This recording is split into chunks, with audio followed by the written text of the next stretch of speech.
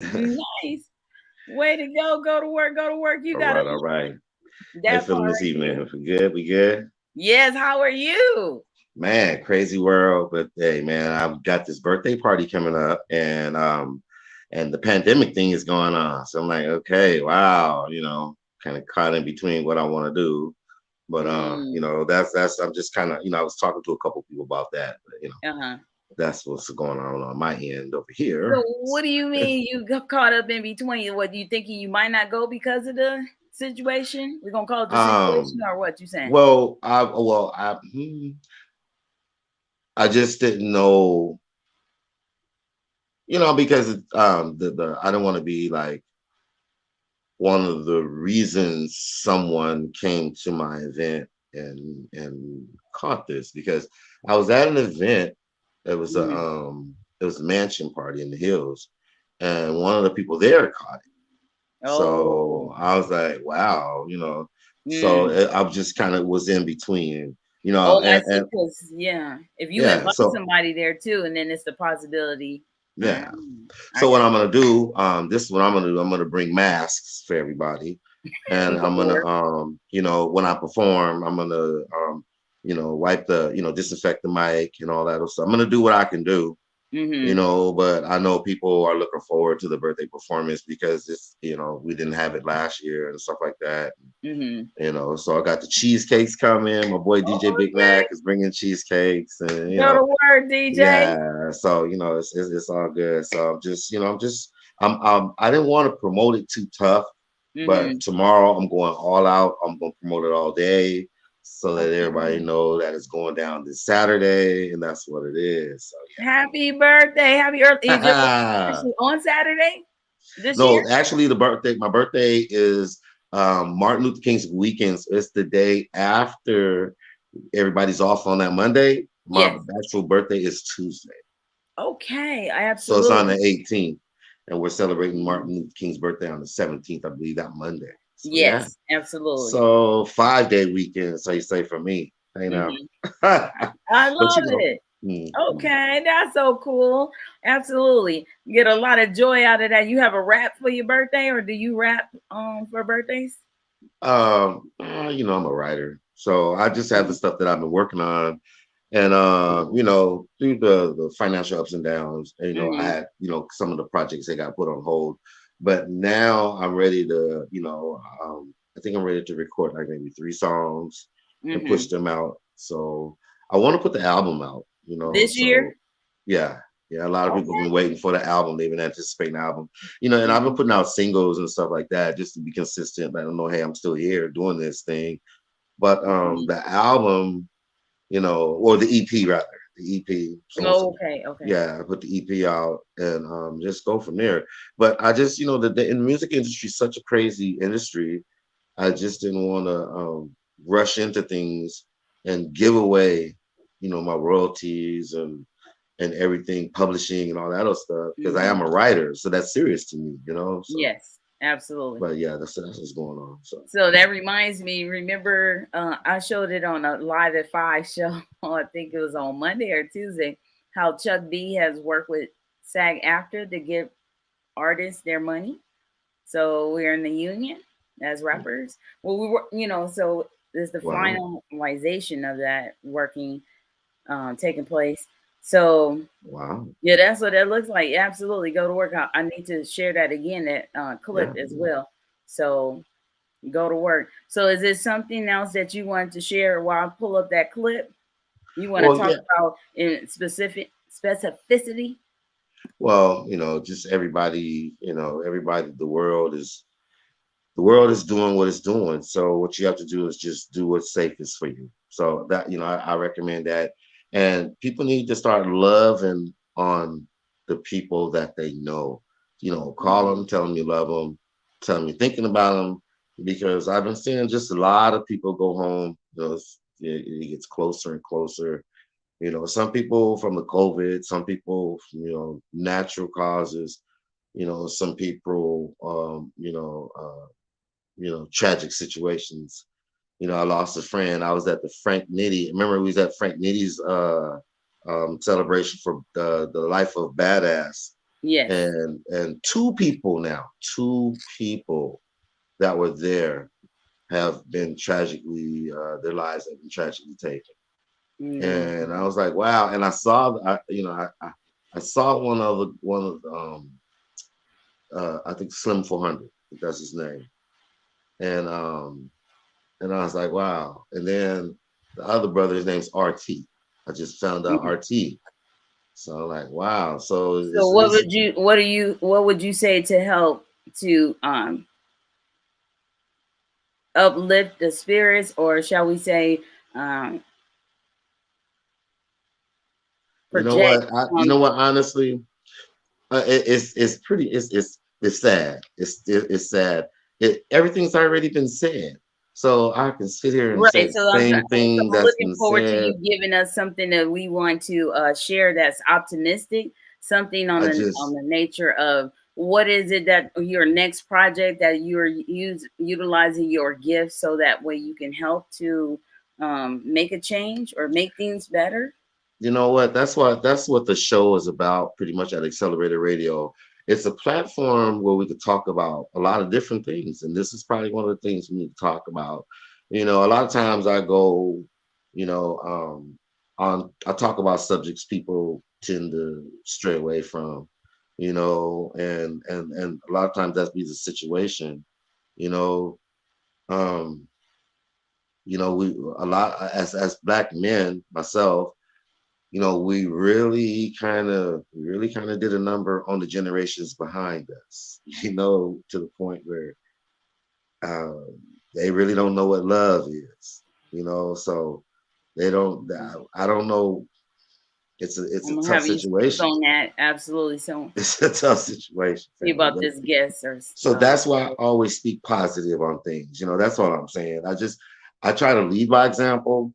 You know, at the same time, you walking through the valley of the shadow of my death. So anyway, that's just some things that I was just pondering on and thinking about. But yes, but I also got the Super Bowl. We have the Super Bowl coming up, and it's in the city of Inglewood, and I'm glad that they didn't change it, because they were thinking about changing the Super Bowl to a different location, relocating it. And I was like, wow. So I've been podcasting right there in front of NFL headquarters, and just it's just been an awesome experience. So I can't wait until Super Bowl weekend. And this is just the playoffs. So anyway.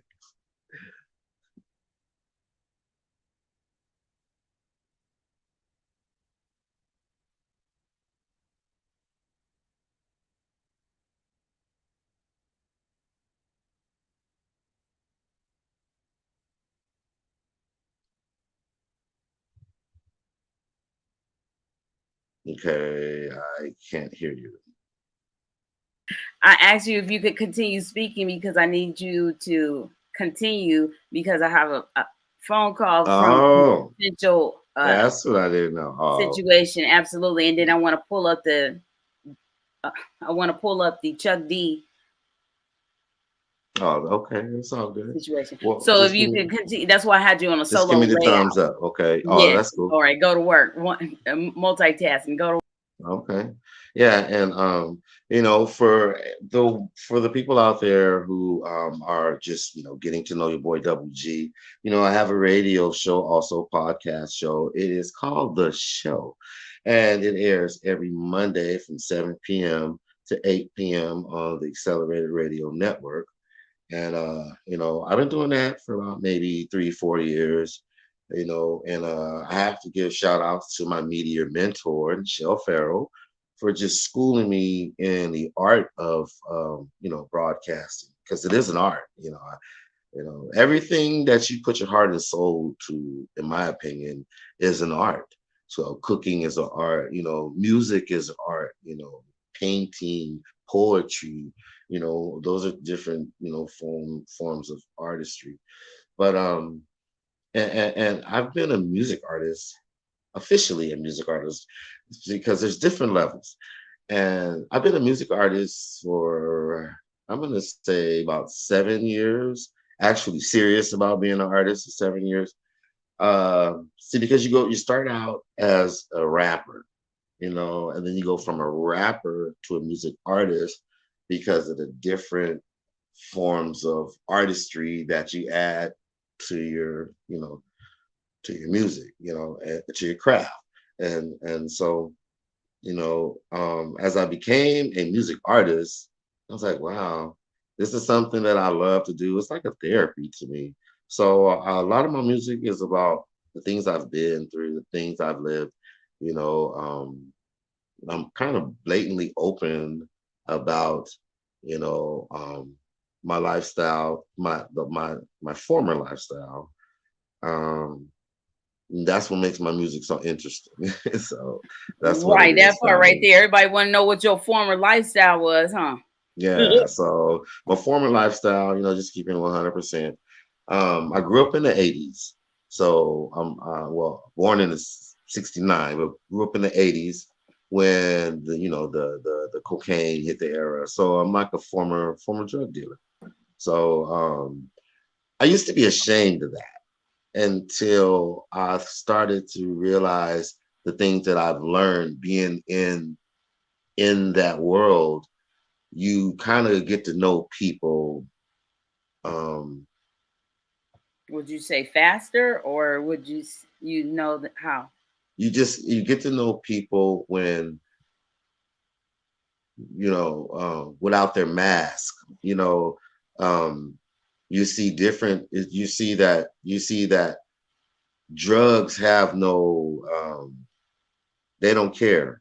You see doctors, lawyers, you see teachers, you see executives, CEOs, all I've seen it all, and it's like, wow, that's why I don't look at people for what they have. I look past that because, okay, what are you doing when the camera's not on you, type of thing, because I've seen that type of lifestyle. So it I tend to write about it. I'm writing a book right now. Of course, you're going to help me put it out there, but finally, and I had to get permission from the people that I was in the streets with. I have to get like permission to put them out there because of course I'll change the names, but That's I what I was want to just about to say. tell it The like it is. innocence or Oh yeah, something. of course that, of Mm. course that. And some of the people, a lot of the people are deceased, and a lot of people are in jail. So, Mm. but it's a really interesting read, and I want to tell it. So that's just where I'm at. It just took me to get to this point. Hmm. First doing the music, then like acting. Thanks to beautiful people like yourself, Levi Otis, Professional Hood Entertainment. Hmm. Rich Grind Management, Rick Hard. I've gotten Love into work out there. acting. So Hmm. now that I've gotten into acting and I'm a writer, in the form of music, I feel I can narrate the story. Hmm. I want to narrate the story as it's going on. I'm gonna write it, Hmm. but I see a book, I see a series, I see volumes. I see a lot of things coming from this book, so I'm just really excited about it. Absolutely. That's what I'm talking about. So, with that in mind, I just put on the ticker kdp.amazon.com is where everyone can upload a book for free. So, And and it actually has a template and it'll make it pretty easy for you to learn how to create a book. wow, So, with that in mind, you're now a journalist. So, journalist Anthony Rush. Absolutely. that's right. That part. And but technically you've already been a journalist, but it just didn't dawn on you what you've been doing as a radio host and Uh, promoting Content people. Mhm. creator. Yeah. Yeah. Absolutely. You've taught me all this stuff. That's why, I always keep your name. They say keep my name out your mouth. I'll keep your name in my mouth because you taught me a lot. You showed me a lot. So that, these, I never knew that the things that I were doing, they had titles to them, Hmm. like content creator. Like, wow, Hmm. journalist now. Wow, man, Go to work. I that's was just deep, checking man. your name here on the bottom of the screen. I was looking to see what you put there. Is double G. But was that just automatic from you attending other Zooms or StreamYards and so You know forth? what? Yeah, I probably will change that to the journalist, so that I could, when I log in, I can log in as the artist, or I can Mhm. log in as the journalist. And So absolutely, and you can always do that by renaming yourself by clicking the three dots. I'm forever teaching, whether live or behind the scenes, so that's you right. can rename yourself presently. I remember I did that on Okay. Bobby Buck. Shout out to Bobby Buck, out the box economics. I started thinking about it. I was like, well, people keep talking about, you need to charge for this, charge for that. So now I just put $, go to work. So it's I automatic. heard it. There's no Hey, excuses. You don't have to catch it on the back end. You could do it right now. Talk is cheap. It can okay. be So cheap, how do but I? if it's not paying, Oh, you ain't. there it is. Oh, okay. Yeah. Edit the name. Yes, Oh, there we absolutely. go. Yeah. Okay. See. Okay. hmm So now with that in mind, yeah, this is pretty neat. It's a working show, city, and you notice that I didn't put city to city. I was explaining that on the Live at 5 show. I was in uh, on an errand and everything. I needed another printer, but on the go, I was still live, live at 5, and just to let people know that it's a working show. Just like with education, we have to implement education every day because right now we on a fast track So, of helping mhm. as many people become educated in the things that they want to be educated in, and sometimes by happenstance, like they say, incidental learning. That's pretty much what most people appreciate because when you talk to them face to face or talk to them at the juggler, they don't want to hear it. But if you Yeah. just saying it nonchalantly or you speaking to someone else, they rather hear the information that way. That's why, That's all. on another show, I'm gonna start doing some puppet shows. So you talk through the puppets, they receive it differently. Or just like now, some You're people right. receive information differently because they're not here on the stream. If they're Yeah. as they observe, they pick up on things. Go You ahead. know what? And I would like to be a part of that because, thanks to Lance Gardner, I became a Hmm. part of the puppet, the South Central puppet family, Yes, and go to work. and we're communicating with the kids through the Hmm. puppets.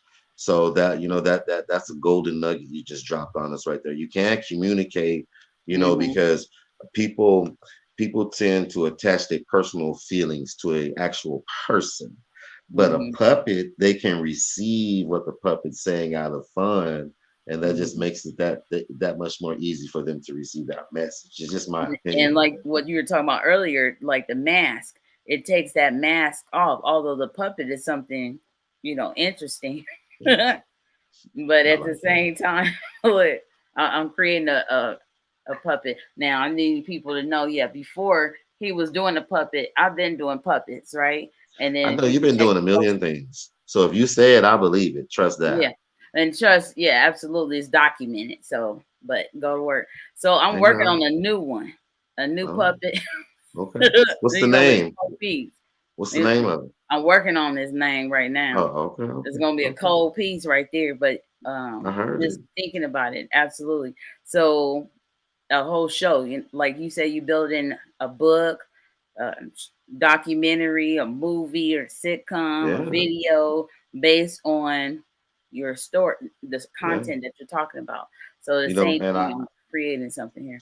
I also wanted to do like a cartoon of Hmm. like I'm gonna do the book, the story, and all that Hmm. other stuff, but like cartoon, like the Boondocks version. How the Hmm. Boondocks is raw and they show, but Hmm. when that's where I'm actually. I don't want to do I said I want to do the movie. I would rather do the Hmm. cartoon version Mm. of the people. That way, it's easier to change the characters. You don't have Hmm. to worry about a whole host of actors, Absolutely. different this. You can just, you and somebody like me and you, or Hmm. me and someone else can sit down and, and put that together. See, because Hmm. it's my lifestyle that I believe would make this thing a bestseller because I have lived an interesting lifestyle. You know what I mean? Okay. And for me to be where I am now, Hmm. I feel it has to be told. Hmm. I feel it has to be told. My battery is getting low. Oh my goodness, I can't believe Say this. that again. My battery on my cell phone is getting low. Oh my god. Okay. All right. Well, do you So want my to? scenery may change. So Mhm. I Do yeah, you can have you a just virtual background for meaning your other computer? Well, while you change the background, that's okay. What do you call it? I will put the Chuck D video on there right you now, go. and then you can make that happen. Okay.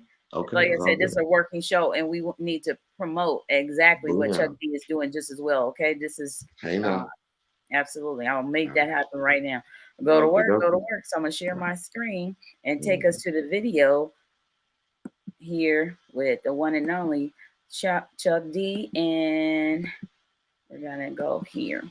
All right, there you go. The music industry is a place where capitalism, racism, and antiquated laws are all combining to make the field very unfair for labor, people working, and the artists creating. Indeed, it's something that artists across genres have protested for a long time. If they're going to be indeed a delivery service, then that's fine. But even FedEx doesn't say that they own the thing that they ship. It ultimately keeps us apart, and it keeps the people in power in charge of us. We need to have contracts that make sense. I haven't made anything off of samples. Do you ever get a dime of that?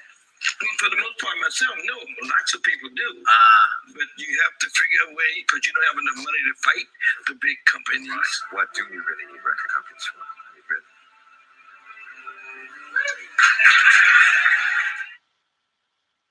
Now, a major U.S. union is teaming up with top artists to address some of these issues. The Screen Actors Guild working with legends like Curtis Blow and Public Enemy founder Chuck D, the Grammy-winning Rock and Roll Hall of Famer. Now, their new group is advocating several reforms, including fair artist compensation, benefits, and a federal law that would get artists better paid for their work. Chuck D's been fighting the power his whole career, from his art to his advocacy, including years as a political analyst and advocate with the show Unfiltered that aired on Air America with, back in the day, Rachel Maddow for MSNBC. My special guest back on the beat is Chuck D. Thanks for being here, sir. Thank you, Ari, for taking the time. And here we are, right? Here we are. You have been walking the walk, talking the talk, making the art. I've met you before. You know, I grew up on your work, and so looking at something here that you're trying to do in the real world that also relates to the art is interesting. Tell us about the Hip Hop Alliance, what you're advocating for. With great power comes responsibility. And this is an industry that everybody seems to think and also speak about as being all over the world and probably the most infectious, genre that's out there right now for the last 3 or 4 generations. And this is about understanding that in show business, as James Brown used to say, there's a show, there's a business, there's the industry. So looking forward to 2022.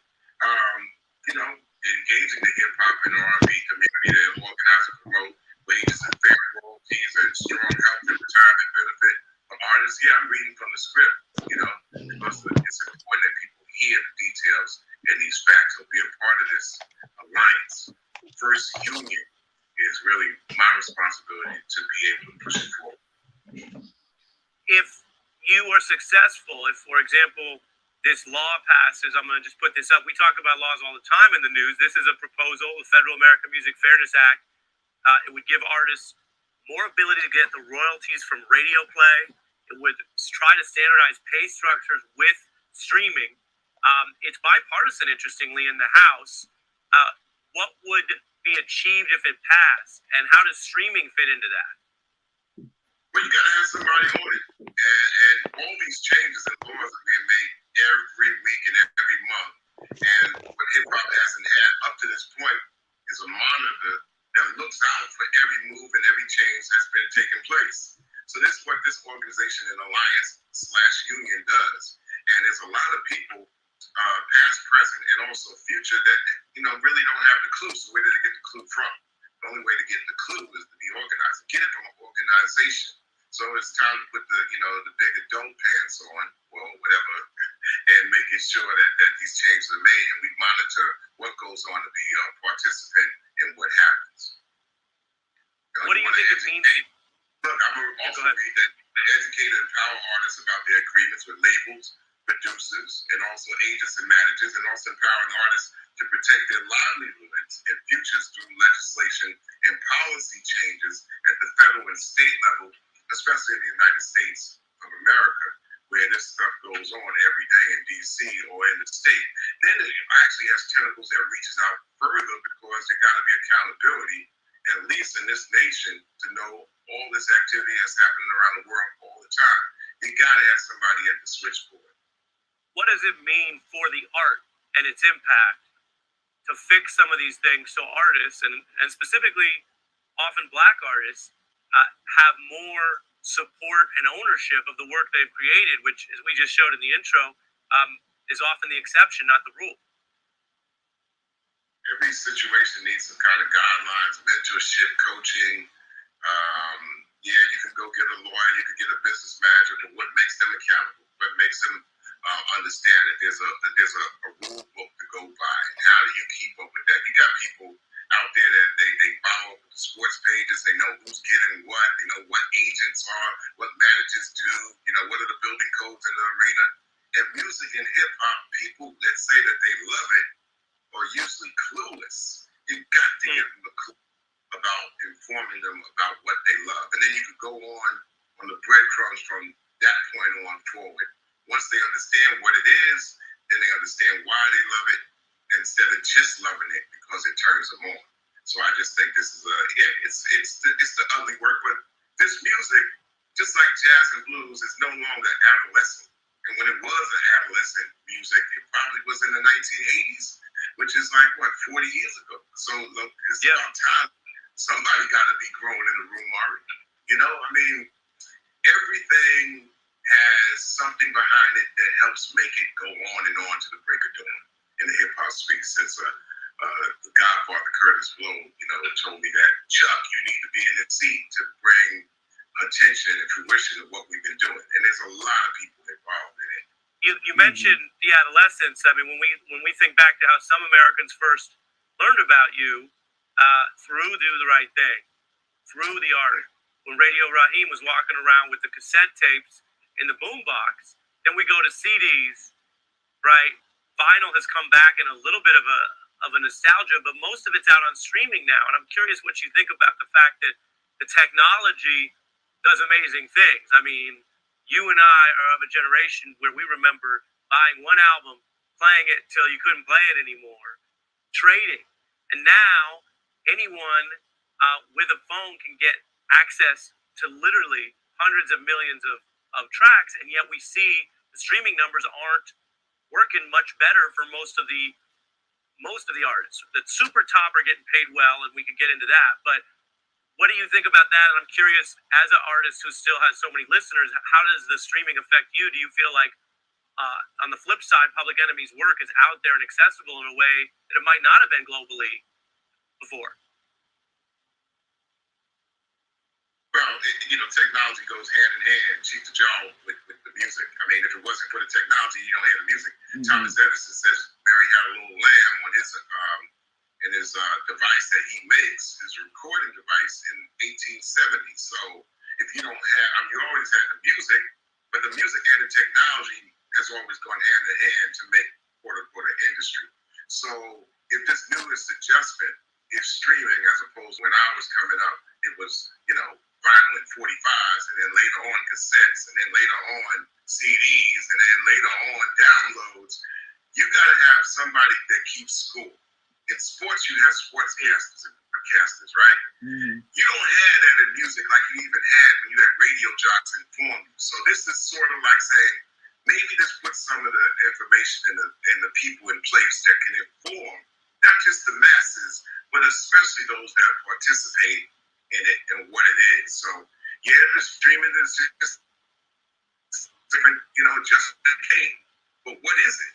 And how does it work for you? And how can you work it?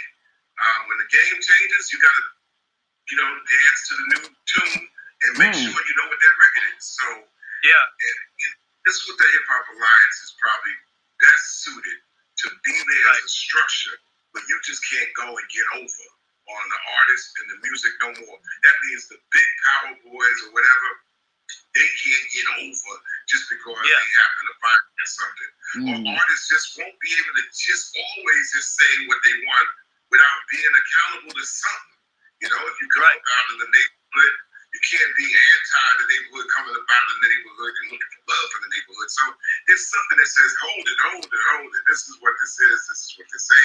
You could, you know, and I know art is subjective, but then it has to be able to have its categories to be listed and recognized for it to do its particular thing. So it's streaming, new technology, you know, it's how you actually ebb and flow with that. Yeah, well, you know, some people know that you are, among other things, old school, Chuck. I don't know that anyone knew you would take it all the way back to Mary Had a Little Lamb, which is a deep cut. You know what I'm saying? That's a recording. That's a deep cut. 1877, I think. Thomas Edison, right there in the state of Jersey, I think. If not Jersey, probably. Yeah, people forget that Thomas Edison, you know, he had some bars. You know, they were derivative. Before and he got frustrated because the recording industry got crowded. He says, that's right. That's right. Before I lose you, I want to do a little bit of the politics where you have in a voice. We dug something up. I don't even know if you will remember this, but a public service announcement, Chuck D telling people to vote, and that voting helps get the suckers out of office. Take a look. You know, check this out. This is Chuck D of Public Enemy telling you about something that's serious right about now. Look, as we go into the Terror Dome in the 1990s, it might be important to vote to get some suckers on out of office. You know what I'm saying? So understand, if you're 18 or over, understand that you have a right to vote. You have a right to vote. Talk to us about what you see in this generation, because I know you pay attention, and I think that some people might not realize how long your work has been, before it was a trend or whatever, really telling people, get involved, get educated. It wasn't about one party or the other. You criticized both parties, but you definitely said you want to fix these problems of poverty or structural racism. You have to get involved. And I just want to say, you don't need to hear it from me, but I'm going to say it because it's my program. There are people who think that's not super cool in artistry, or they only do it later, you know, after their time. You were doing it when it mattered in so many ways. I think that means something to people. What do you see in this next generation right now that's active in certain ways, that's online, that's talking about police brutality, but also, you know, may not be as politically directly active in the music, or at least some of today's hip hop, as before? All your thoughts on that, sir? Number one, artistically, I don't care what naysayers think. I care less. Number two, you should always know where you live. Been 116 countries, Ari. 116 countries don't understand this. Know where you're going and know what you're stepping into, especially when you step into somebody's house or home or whatever. When I go to different countries, you got to know the law. The law wherever you go. If you live in a country, you know the law. In the United States of America, you know the law. You got to kind of use the law to attack the law if you don't like the law. And that voting is part of that. Voting is essential. It's like maybe washing your tail in the morning. Now, you don't have to wash. But then if you don't wash, don't go around saying that something stinks. Now, that's what hip-hop is able to do, to be able to get a message from without it being all convoluted. Break it down to the bare essence. And when it comes down to this country, where all the hypocrisies are going on, it's impossible to go on just your emotion without keeping score. Sometimes I might watch on news channels and watch online and be able to come up with a consensus, but you cannot freestyle the reality of what's surrounding you at all times. And you cannot afford yourself to get lost in the metaverse right now. And with the metaverse being an alternative to drift away, you have to have something in somebody in your cipher that is able to be rooted in reality. And this is what the music before provided, but now it's a little bit more than that. You gotta have real people doing real things, because in real life, you might be online all day, but human beings are furnaces. They're gonna have to eat. You know what I'm saying? You're gonna have to live in a spot that ain't under 32 degrees, and maybe not over 110 degrees. And right now they're talking metaverse, or the other alternative is saying that you drift away from the planet Earth, and that's called death. So we don't want those actually without it happening before our time. All facts. I mean, especially when you get into the digital side, which is part of the technological change that we've been talking about, of course, in this interview. All our culture runs through that now. So all our culture is running into screens. You got to have somebody to decipher and be literate to the screens coming at you for everything. They're coming to get you, they're coming to get your money. So it's a dance. Or just turn the phone off, put the screen down. But in today's societies, that's not proven to be realistic. So you got to figure out, that's to me, knowledge, educating yourself, loading yourself up, understanding what it is. That's fighting the power. The power right now is something that's going to get you that you don't recognize and see coming. So that's what it is. On Fighting the Power, on the beat tonight, you get the last word. Chuck D, thank you as always, sir. Yeah, man. Hip Hop Alliance is definitely looking to tie things up and organize and be strong for the culture that so many people love, not just here in the United States, but worldwide. Gonna work. Amen. Yeah. Thank you, Chuck. All right. That part right there, you gotta love it. So what do you think about that? I'm gonna stop sharing my screen here. Go to work. So what do you think about that? Well, coming from Chuck D, that carries a lot of weight. So, basically telling everybody get in where you fit in and let's make it happen. Yeah, it's time to actually to give the music back to the artists. So I mean, he said a lot of he said a lot of things that I'm like, wow, stuff needs to be said. And I'm glad that it takes a legend.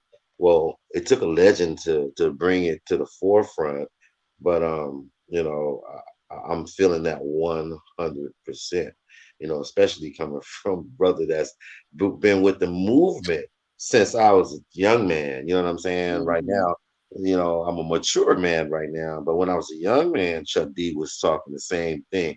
So a lot of people change with the times, but Chuck D is not one of those individuals. He has not changed as far as his thoughts on, the music industry. Yes, like he said, somebody has to always be grounded in Yeah, reality. exactly. And that's definitely always been him. That's been Chuck.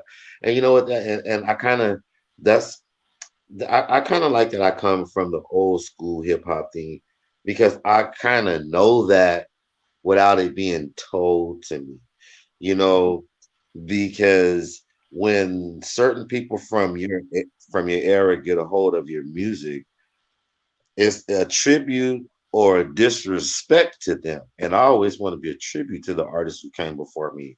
I grew up listening to Chuck D, X Clan, and those brothers with the message. NWA always, people like to look at NWA from a certain perspective, but if you look at the big picture, NWA was enlightening people on a lot of things the way they knew how to open people's eyes. So, they did it then. It's time for us to do it now. Wow, that's Right. deep. That's deep. Absolutely. Imagine the momentum if it would have continued. And that's always the mission of the people who's trying to keep our voices from being heard. That's always been the mission, is to keep it from, from uniting, because people forget we had a 1,000,000-man march in Washington. We didn't have to storm. No, we didn't storm no capitals. We didn't do none of that other stuff. We had 1,000,000 people on the same page. So, with that being said, you can't say that 1,000,000 people can't get on the same page on what Chuck D is talking about. Absolutely. And that's part of our teamwork as media Yeah. influencers, is to continue to spread the word, whether it's a clip here, a clip there, Instagram photo, or mentioning what he's doing, what he's working on. Absolutely. Because it takes the masses. If it was 1,000,000 of us podcasters doing the same thing Yes. and just saturating the media, imagine. Yep. There's power in numbers. And Mhm. we've learned that time and time again. The only time they ever take it serious is when they see the numbers. So Mhm. You know, instead of gathering in groups on the pavement, we can gather in groups on cyberspace. You know, I Mhm. wonder how many people can we have a Zoom meeting with? You know, we need to start thinking about that, bringing everybody in. You know, see if Mhm. we can have you know, as many people as possible. But it's a Mhm. it's a message that I feel we need to assist. Absolutely. Absolutely. Absolutely. So just like we talk about a unity, you see hip hop alliance is a synonym. And just think about you just talk about the numbers, the data, the tracking. If the data the I mean, come on now. Um, just to see like Prince say what he said, that it's like really, oh my goodness, why did we go in a certain direction? Was it based on hearsay? And people, because that could double back to, like we were just saying, if more people shared Chuck D's video, but just the same way many people did share, well, you need to get with this record company, you need to get with this record company back in the day. But where was the track, the tracking the data and so forth? So why isn't there enough money? And I know some people out there are gurus in figuring out the digital, how you digitize your royalties, and some people have been able to go back and per se sue people and get money from back in the day. Right.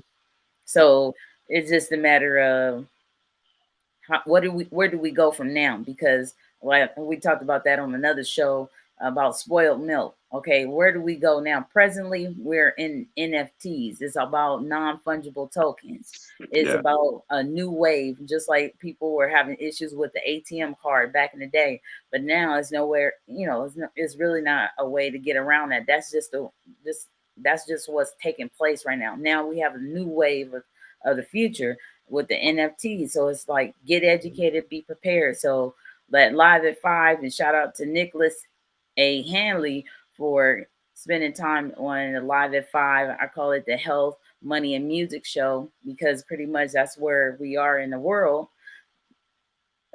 Based on my subjectivity, lean on my own understanding, but we all know that we're talking about health in the world, Yeah. and absolutely, money is an issue, and definitely music moves everything.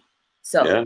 Man, real talk, real talk. yeah, so shout out to Nicholas. He'll be back on Monday to share more information about NFTs and how music artists are making money For the digitally.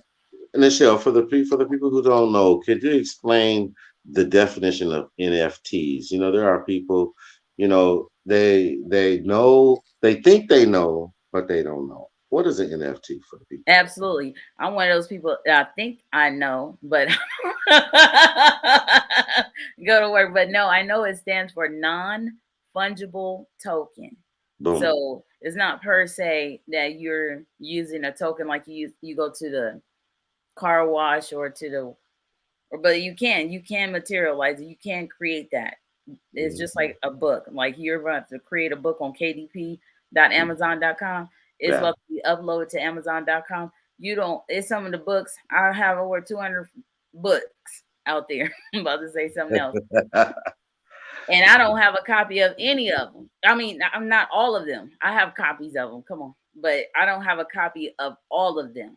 You understand? Because they Yeah. are selling online. So, I'm not going store to store or door to door, but I do want to mention City Pride magazine is a magazine that is all over the greater Los Angeles area. And we will have a Hub City Reporter newspaper that will go all over Boom. the CPT. That be happening. You see that part right there. That's So all. in 2022, shout out to the owner, Charles Jackson Jr., and the whole team. We've been working on a lot of great things. So stay tuned. Absolutely. Go to work. Real So talk, hello. you can transfer what's online into something that's tangible. So not to say that a non-fungible token cannot be created into something that you can hold literally. Mm. But as you see, you can go online and look at definitions for NFTs and look at different artists. Like it could be an album. Like there was Snoop Dogg. He bought his own NFT. Say this an album cover. Say the jacket, with the dog pound and different things that you see. That those are created. Like we looked at them like back in the day. Like we were talking about albums. We didn't call them Did we? We didn't call them EPs really. It was No, we either called you know what I mean. I think it's We the were saying album. 45s or albums. Say that again. Yeah, that's what. Yeah, and you Yeah. know what? I've seen those. I've seen the distinctive clothing. What you're talking about, limited edition type of stuff, and Mm-hmm. wow, it's you know, so wow. I'm just thinking about. Sometimes I just marinate on the things you say, and I'm like, wow, And well, there's I'm learning them really. too. So I just share information. I mean, I didn't create everything. I just share a plethora of information, like that word plethora. I didn't create that word. I like it. I Go to love work. that word. Yeah, I love that word. Plethora is You a know, whole awful lot. The real talk. absolutely, Hey. absolutely. So is that I was thinking about the same thing as far as you think about multiples, and we want to multiply. Some people think about adding and subtracting, but we do need to focus on multiplying. How many numbers are out there? It is amazing how many Yeah. numbers out there.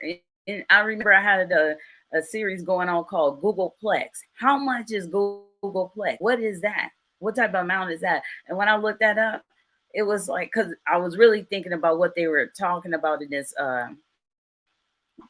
as a teacher, we listen for all kinds of information. And I was at the store and they were saying you call it a Mongol or something, one of those big uh, racks where it holds all these comforters and so forth, and it's from the floor almost up to the ceiling.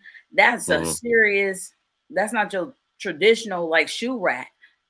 That's holding a lot of weight. You understand? When you go to Yeah. Walmart, these different places, and you could, I'll need to write them down so I'm mentioning that store, right? Go to work to see about them sponsoring our show.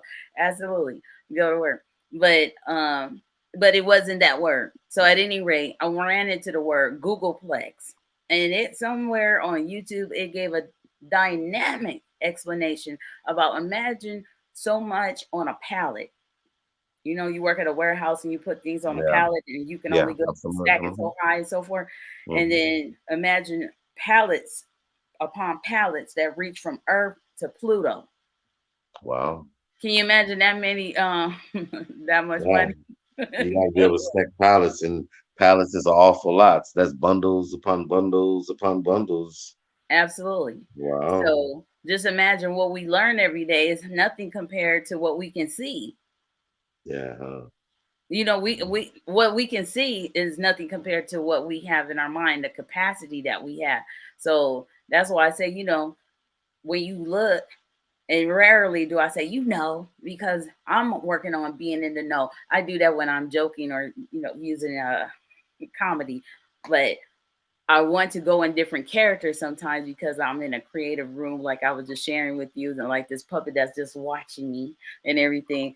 But it's a whole situation that I'm creating in here. So it does make a difference about the education that we share, and Yeah. that education is facts. We do want to stay grounded in reality, like Chuck D was just sharing.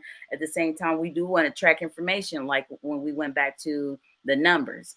And Yeah. then I wanted to make a correlation to multiplying due to the fact that often back in the day, we kept talking about adding and subtracting. How often did we say we want to multiply? Because we kept saying we want more people. We need more people to stand with us. We need more people to stand with us. That word "more" is an addition. It's an add. It's dealing with a sum. So, Mhm. but when you multiply, then that becomes sporadic. It can be sporadic, right? Just thinking about the exponent. Now I'm going into math to the situation, but you think about the exponents on numbers and so forth. It becomes exponential. So that's where we are. And like you were saying with the computer technology and so forth, that's where we are. We can do this. So just Mhm. imagine how much you can create. You want to create a cartoon, and you just seen how they reference a metaverse. Did you see that? Wow. Yeah. Back in the day, we were talking about cloning people, right? Yeah. What is that you're observing? Yeah. That shit happening. Yeah. Real talk. It is actually replicating what real people do. When we seen that it's You okay to model what other people do if they're successful, right? know? Yeah. And that goes back to the beginning. I make connections all day, so I can continue. But at But any rate, let me ask you something. Let me ask you something. Can a person be this is this, one of those things you throw out there. Can a person be negatively successful? ooh, I would say so. Now, That's deep right why there. did you? What was the causal for you to say that? Share that. I don't know because a lot of people look at things from different perspective. And so when people undermine or you know double cross, Mm. backstab, whatever, then they're successful in their negativity, undermining. Like these, okay, now, like Chuck D spoke on these record labels. That's what I'm saying. They have been negatively successful, keeping us in the dark. So, Mm. and you feel me on that one? I'm gonna say I understand what you were just sharing, and I would like to preface this due to the fact I do have a record company, Uh-huh. right? I've Yeah. only produced one of my CDs on my record label, Okay. right? Okay, So so you're your own label. That's like me too. I'm the only artist on my label. Is that right? yes, That's me too. I totally okay. understand. So with that in mind, my thought process is one of these things that at the time, let me just preface this as well. I wanted to create my own beats. I wanted to write the information and I Mhm. wanted to be the artist. I want to do the whole thing Yeah. and have my own record label. So that's part of the situation, right? Mm. And just like with the books, I wanted to create my own beats so I can create my own audio books.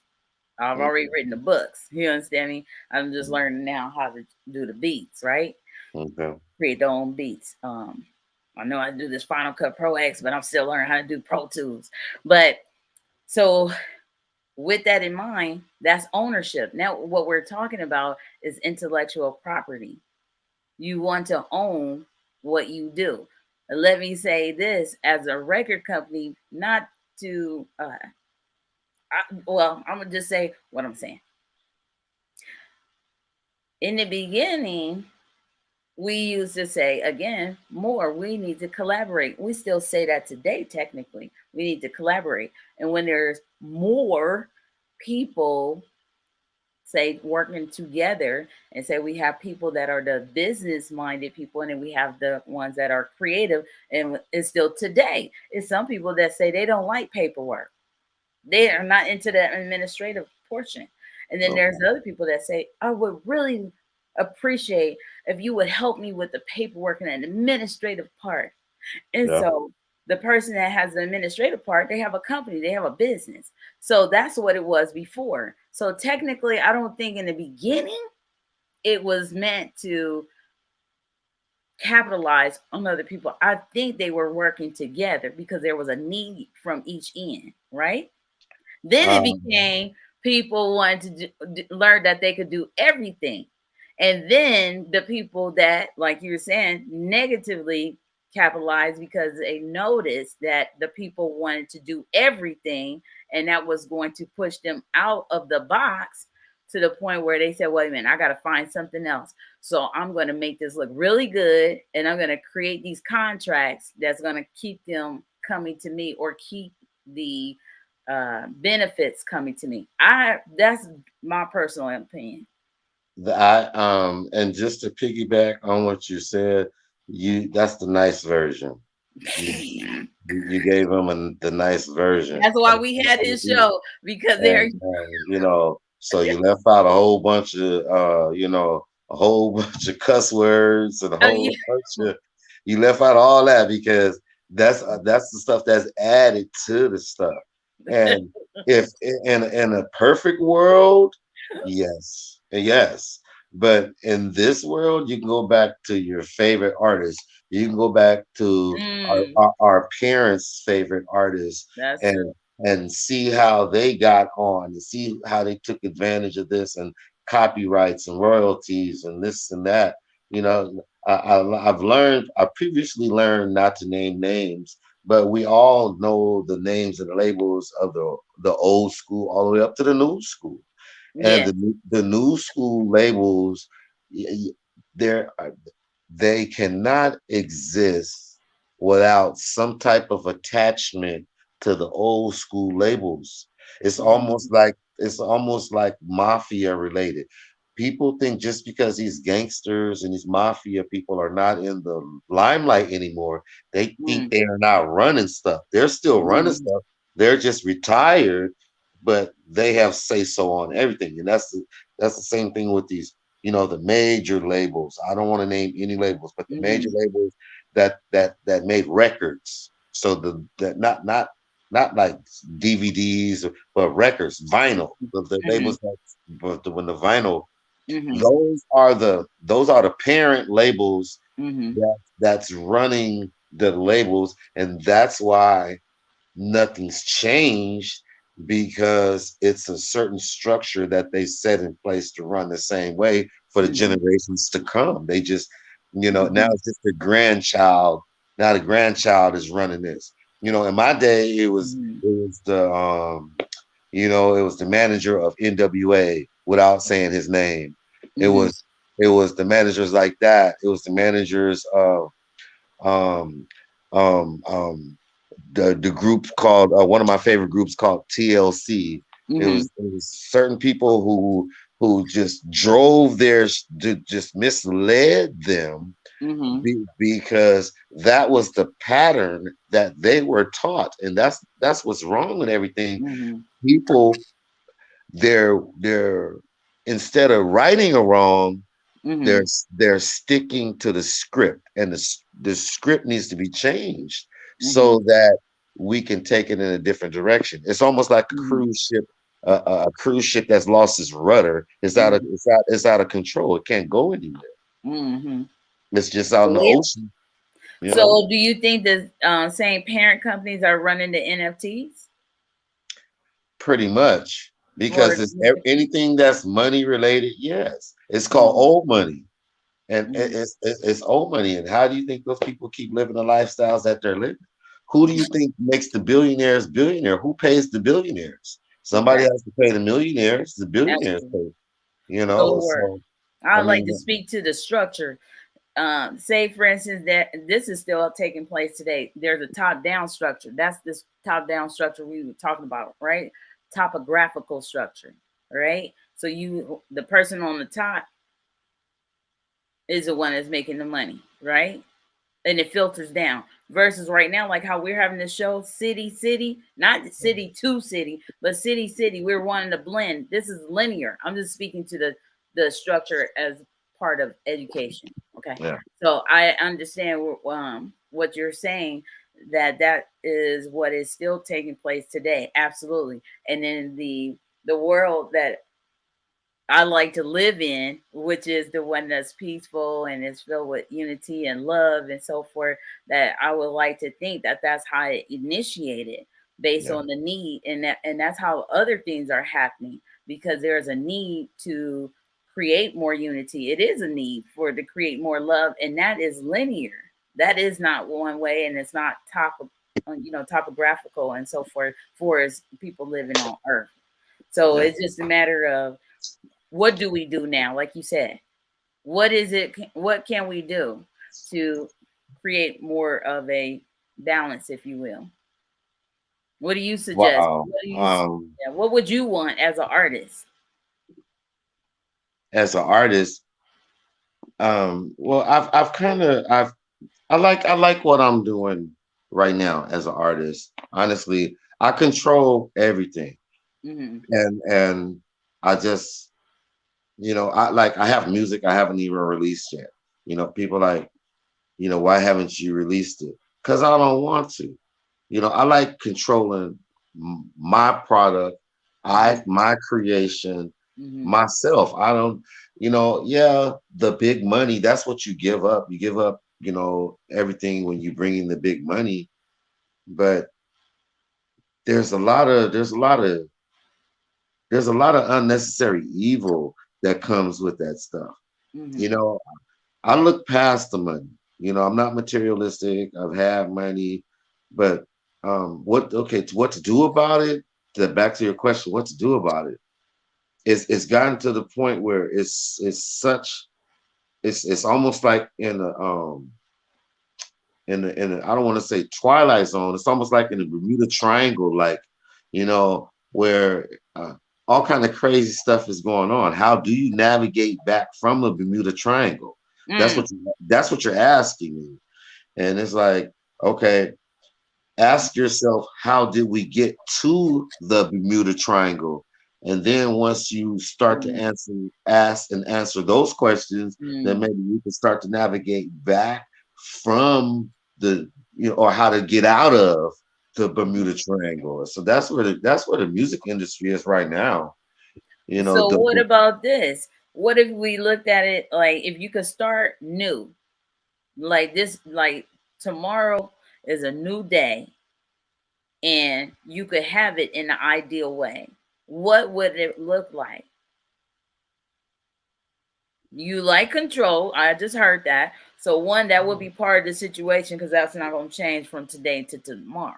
So you like control, and it is your intellectual property, and you want people to buy your music, absolutely, and you want that music to have reverberate into the future for generations to come, and you want it to continue to be acknowledged. So what else might it be that you would want if you had it in an ideal way, an ideal world, and it starts tomorrow? Wow, that's a question. That's a question the average person would have to marinate on. And I could say something that would be false just to give you an answer, Gotcha. But Absolutely. but if to wake up tomorrow and one, people getting paid properly for their creativity. Gotta be a perfect world, you know. Um, And um, that's actually thinking optimistically. Absolutely. I mean, yeah, that's absolutely. yeah, because in the music world, that's what a lot of the conflicts and the beef they tend to stem from. People not getting royalties, people not getting their due, people not getting their respect. Um, I would, in the perfect world, there's not a competition. See, people don't understand this as an artist, as a music artist, as a rapper. See, that's why I said there's a difference. As a rapper, you feel that you have to compete with the next rapper. You feel you have to, always put your skills on display. But as a music artist, you're busy creating, masterpieces. Like if you think of the great artists like Picasso, Michelangelo, all the other ones who got names for doing art, they were never in competition. You know, the Right. the greats are never in competition with the greats. You don't see Julio Cesar Chavez, the boxer. You don't see him in competition with Muhammad Ali. You don't Right. see you don't see Mike Tyson in competition with George Mhm. Foreman. They, Right. they they were greats, so they Mhm. were greats. So Right. it's about legacy thing. And so in the perfect world, we're talking about perfect world. Mhm. You know, and in any situation, you would eliminate the negative. You Right. know, Yes. you would eliminate the battles. You know, there's like the verses that they coming up with this thing called the verses now. Mhm. This verses that's low key a battle. That's just they always have always have a way of trying to change things Mhm. and things still remain the same. Mhm. So I'd never get involved with the battles because Hmm. someone is gonna take it the wrong way. Hmm. So you don't make it a contest, you make it a display of artistry. You Right. know, Hmm. like okay, I've been to I think I forgot I think it's called the 5 points, the five Yeah. points youth Yeah. where, Foundation. foundation where Silky D is, right? Hmm. Now, this is the perfect picture right here. Meaning that based on meaning to clarify as the ambassador. Yes, she's the Yes, ambassador. exactly, Yes. exactly.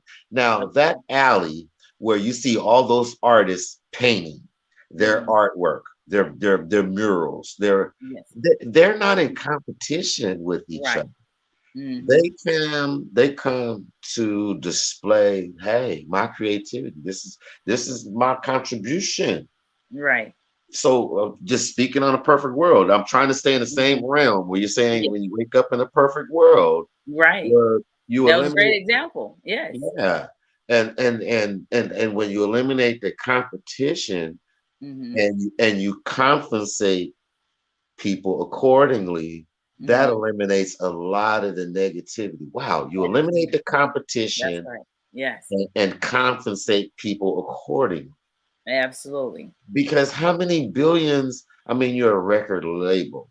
How Hmm. many how many billions, what's past billions? Trillions? Okay, so I don't understand why they don't compensate the artist. I don't understand why they hold on to the artist, his creativity. I don't Hmm. understand, but it's because they have negative intentions. All So right, let's talk about that. in Absolutely. a perfect world, I would eliminate that. I'm Right. trying to stay in the Yes. same realm. But go ahead, Yes. go ahead. Absolutely. So I was gonna make a connection to that. Back in the day, we talked about capitalists and Okay. people monopolizing things. So Mhm. it's on that nature, in that nature with those dealing with the, if you will, not only cause and effect, but supply and demand.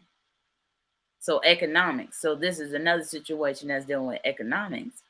Okay. So that's why, like Chuck D was saying, we need somebody grounded in reality. Where is it stemming from? Was that you not talking about that too on the Monday show, the Live at 5 or something about we can get around Reverend Shaw or somebody was saying, I'm so sorry.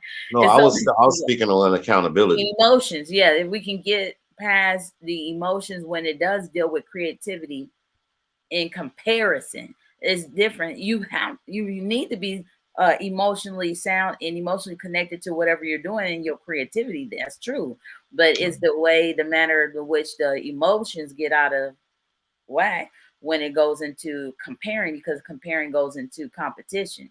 That's true. So it now that becomes like cause and effect.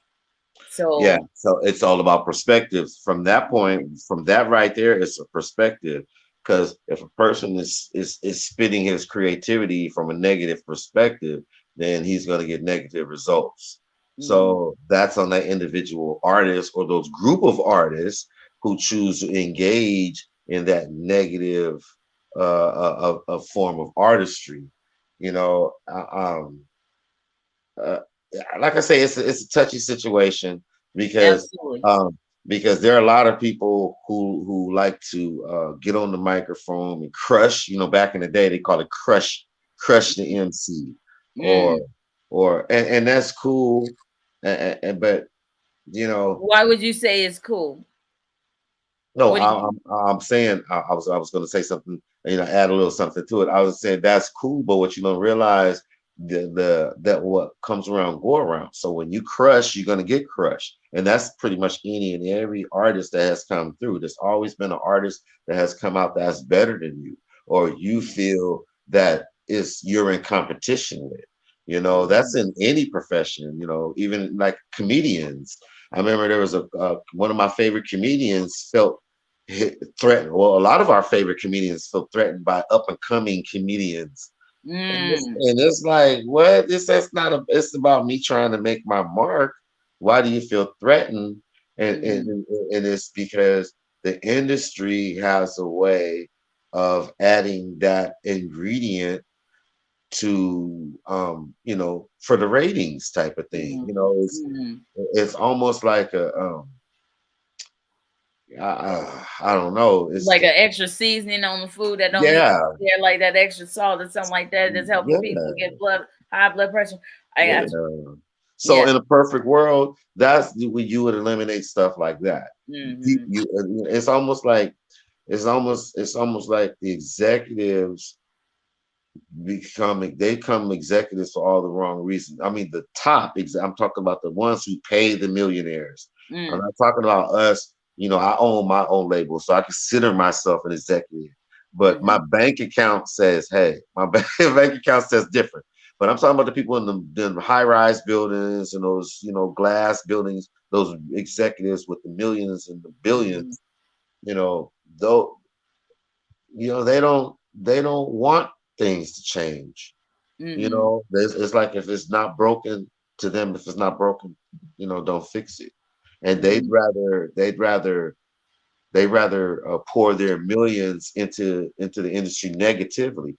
Can you imagine in the perfect world? We're going back to the perfect world. Can you imagine where the music industry would be if all of those things I just spoke on, if they were actually came to play, where the billionaires, they did things, it would be. But then again, it'd be La La Land, a different world. Yes, and that was going to take me absolutely. So I can't imagine, because I was going to. I'm saying it now that based on I love sports too, and there's a plethora of people that I know that as well that play sports, and shout out to esports, amateurs competitors league as well. That's a form of sports, and it is using fine motor skills. But to note that as a playing sports, that's a form of competition as well. So Yeah. some people could look at music as a sport.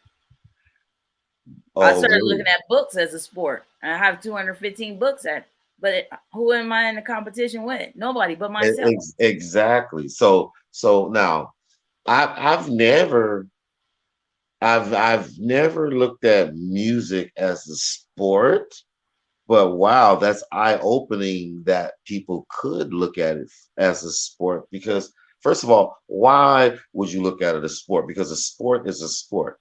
And then you would say because of the competition. Well, that's the problem. But here's the other thing: is the endorphins. It is we could take it to this notion. Two things: the mindset. Okay. What mindset are you operating in at that time? Because there's more than one type of mindset, right? Yeah. So, In and then competition. Yeah, you're right. and then there's other people who glean, or shall we say, they are more prone to a certain type of intelligence. Some people like nature. Some people, like the outdoors. But then there's other people that are just visual. They want to just observe more so than being in it. Like using kinesthesiology or kinesthetics rather, and out there and about and playing the sports. Some people are more in tune with their creativity and create music sitting or standing, and then they may incorporate the dancing and doing more kinesthetics. So those are still dealing with endorphins, and that's physiological in everyone. Those are those good feelings that you feel in what you're doing, what you love, and Okay. it's Well, every human being. So we can get back to that in the real world. there That you go. would be part of how we can make things better. What is it that is making you feel good about the music? Like Chuck D was saying, when you start really getting into the music, not the music, the subsidiaries of the music, but the real core of the music. Where is Yeah. that coming from? That comes Okay. from a real place. All Yeah. right, The previous comments were in a world that we would like. yes, I just want to clarify that. yes. The perfect world is what we were calling it. Ideal But world, the ideal world. ideal world. Now, Okay. with what you say, with now, the question is what with my music? Can you answer that question one more time, please?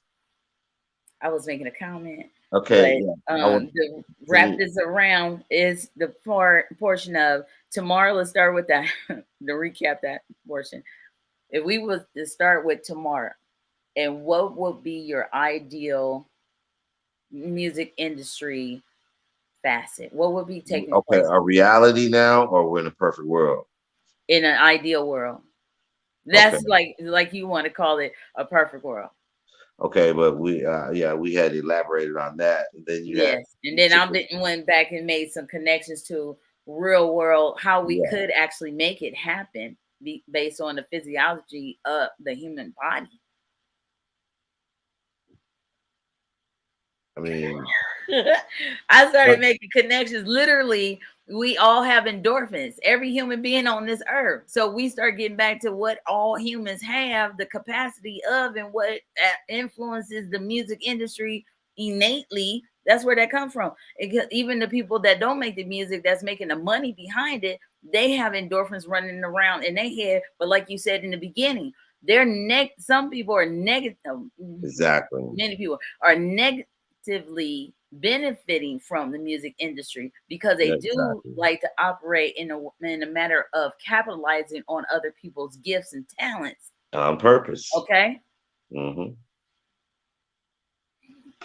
And like I say, it that's why and back to what I'm doing with my music. That's why I like being in full control because I don't like being the puppet, and music is my therapy. A lot of people get into music, they create music for different reasons. Mm-hmm. It's always been my therapy. It's something that it's a stress relief, you Mm-hmm. know. Mm-hmm. So I'm real different. I'm really unique. I'm one of the few people who Mm-hmm. really don't look to profit off of his music, even Mm-hmm. though I know that my music is valuable and it's worth something. I do know that. Mm-hmm. But I just want to change the direction. I Mm-hmm. want to change the direction that it has gotten off course into. Of course, we need to round table and brainstorm about that stuff. Mm-hmm. But a lot of that just has to do with the people that finances the industry, and I'm just saying. So how do you deal with a monster who doesn't want to be who wants to remain a monster? Well, what about this? So how about circumventing that situation in a matter of who is purchasing, focus on who's purchasing your music, who is focusing on purchasing the my music? advertisement of your music, and that's something that we don't talk about much of, or in the Black community about advertising. Okay, when you say purchasing my music, um, when I released a couple of singles on Amuse, that's a distribution, and then for distribution and Symphonics, I realized that my music it went worldwide actually. Mm-hmm. So um, there's a message to different people worldwide in my music. Mm-hmm. So as far as like trying to I really don't even want to be involved with the record, with the labels, I just don't. I don't care about their millions of dollars. I really don't care about that stuff. I just want my music out there Mm-hmm. where people can enjoy it, Nice. for whatever. Now, Yes. I write various types of music Mm-hmm. because I've been through various walks of life, Mm-hmm. but I don't want to be controlled. I don't want people telling me, the music labels, they tell you what type of music to write. Mm-hmm. I You got you. know, I'm with you. That's why I'm a self-published author, yeah, because I can write what I want to write, and yeah. it's therapy for me as well. And at the same time, many of the books you can go look. It says $3, $2, Oh, free, $1, because I just wanted to get my message out there and to help that's people what I'm saying. and so I understand that thoroughly.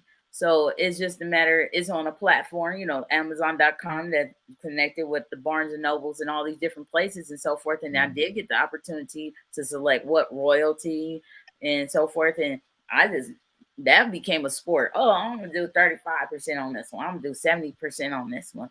This type of thing. It wasn't even really like a business plan. And some people like, okay. But at the same time, as an artist, as an author, artistic author, that's what I was doing. I heard that.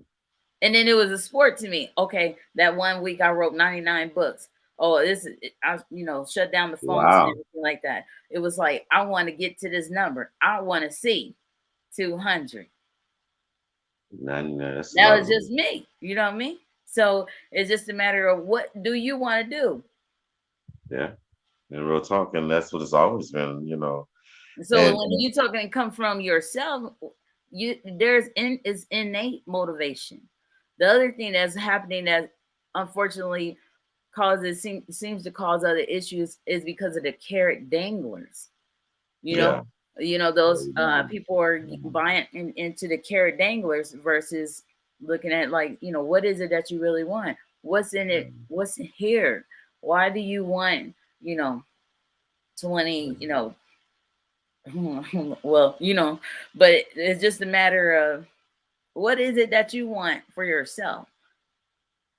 So that's why some people say, why do you need a record label? Why? Because they're Yeah, gonna have their own exactly. criteria. They're gonna have their own agenda. So Yeah. why do you feel that way? So that's the other thing we need to get to. There's a thing that there's you talk about independence, and some people are codependent. Some people feel like they have to be with something else, or they, you know, an entity when they're working on their craft. Mm. And that's true. You know, that's a trip. I could think of a few beefs, you know, industry beefs that has started from that right there. And you know, one person is with a label and one person's independent. Mm-hmm. Where's the beef? So you know, why are y'all? You're both getting money. Y'all both. Why is there beefing? So there's somebody stirring that up. Why are people with? Why are the haves beefing? I always thought the haves beef with the have-nots, but nowadays you got the haves beefing with the haves. You got millions, I got millions. You know, I don't understand it. It's, you know, like I say, it's Well, that's the thing. That's where we need to go. When you say you don't understand something, I don't understand everything myself. I'm just want to say, but what I thought about at that time frame is, where is it coming from? What is the cause? Some people, it does have a lot to deal with their background experience. A lot of it also has to deal with whatever their current situation, what they're involved in at the time, because then that's you know dealing what? with the decisions that they're gonna make and how they It, feel. it goes back to the old saying, um, drama sells. You know, Mhm. um, that's why they have a lot of these reality shows. They're trying to, they're trying to push numbers, push units. They're trying to, and everybody's sacrificing morals, self-respect. They're sacrificing the natural God-given things that you have for things that you hope to get. You're hoping this works. You're hoping, you know, but the lack of self-respect that the industry creates, it's almost like you have to check your self-respect at the door. If Mm. you go, it's like, you're gonna get in the industry, you check your self-respect and then be ready to go down this the the rabbit hole type of stuff. You know what I mean? Mhm. And it's sad. That's what, I have to be honest. That's one of the main reasons I'm a music artist. I'm not a rapper. Mhm. I'm a music artist. I'm glad you blessed me to meet certain people so that I could become an artist. I mean, Mhm. an actor. Mm-hmm. and get in this industry and then get into another industry, which is probably the same but not as but a different entity. Mm-hmm. But um with the music industry, it's like I've heard this said before. It's worse than the drug game. It's worse than the drug game, Mm. because in the drug game, the negative people, the bad people in the drug industry really were bad people. But in the music industry, you got people who are not really bad, acting like they bad only because they financially control you. And then they're playing games with your life, your livelihood. Like, you ever heard of an artist get put on a shelf?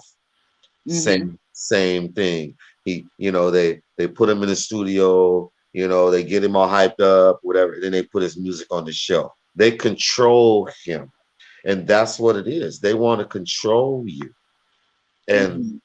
I refuse to be controlled. I don't know how else to say it, family. Mm-hmm. I just refuse to Right. be controlled. No matter, I don't care if I don't make the millions. I don't care. Mm-hmm. I've had thousands, Mm-hmm. and you can only spend so much. So Mm-hmm. I mean, that's just where I'm at, family. I know Mm-hmm. I tend to get deep on shit, but that's just where I'm at. Right, me too. I'm like, I start talking about neuroscience and everything like Hey, that. So where we talk about music, but that's where it's at. A lot of it is physiological. It is neurological.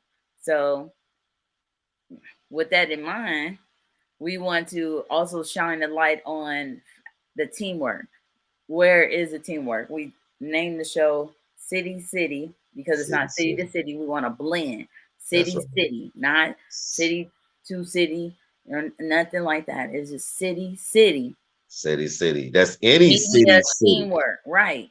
Any city, so we're gonna be always in two different cities, city, teamwork, trying to get this, trying to get to the core of what we need to do to make the proper changes. I believe that's what city uh teamwork is about. Hmm. Certain things, if they aren't talked about, how can we make the certain changes?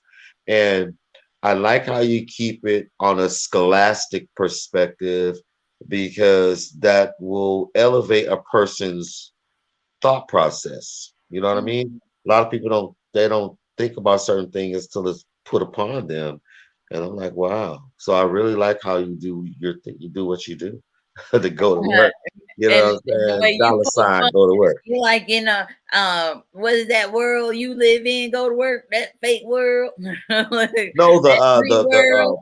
proper world or perfect world. But And I was just commenting, if in a perfect world, things would be like this. The world mhm, that we live in would be certain. So I wasn't trying to, poke fun at anybody. I'm just saying I've never had the pleasure of living in a perfect world, and a lot of other people haven't. I'm not saying that you live in a perfect right, world or anybody else. I'm just saying exactly. in a perfect world, things would be like this. Things would, Mhm, our government would be split in half. We would get along because it would be about the United States of America as a country mhm. versus one perspective versus another perspective. So I mean, just Let's say this: there is this thing called dualism. So part hmm, of some of this information, based on what we're talking about, stereotypically, unfortunately, like you said, drama it breeds negativity. Most of the time in the world is negativity, negativity. We yeah, want to focus on more positivity, there you and go. remember, like, there's different numbers and so forth, like 7 positive negate 1 negative and so forth. And so how often are you going to have to say something positive to negate the negativity and so forth, when the negativity is like a weed and it just goes all over the place, sporadically in multiples, bundles and everything. But when you talking about something that's just, on the straight and narrow, or focus or something like that, it takes so much to bring that, that negativity down and so forth.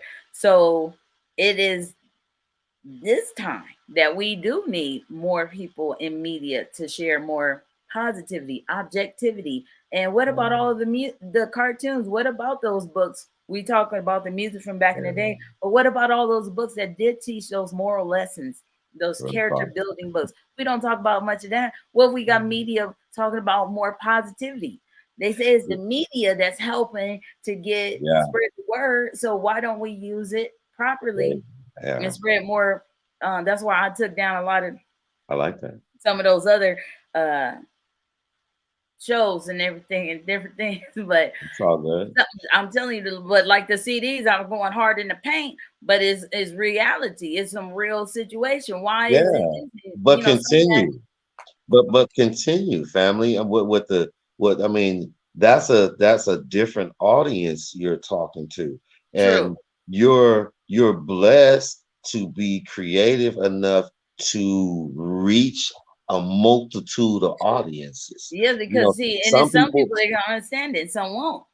Yeah, see, because some people like okay, when I first was an artist, I was talking to this type of people.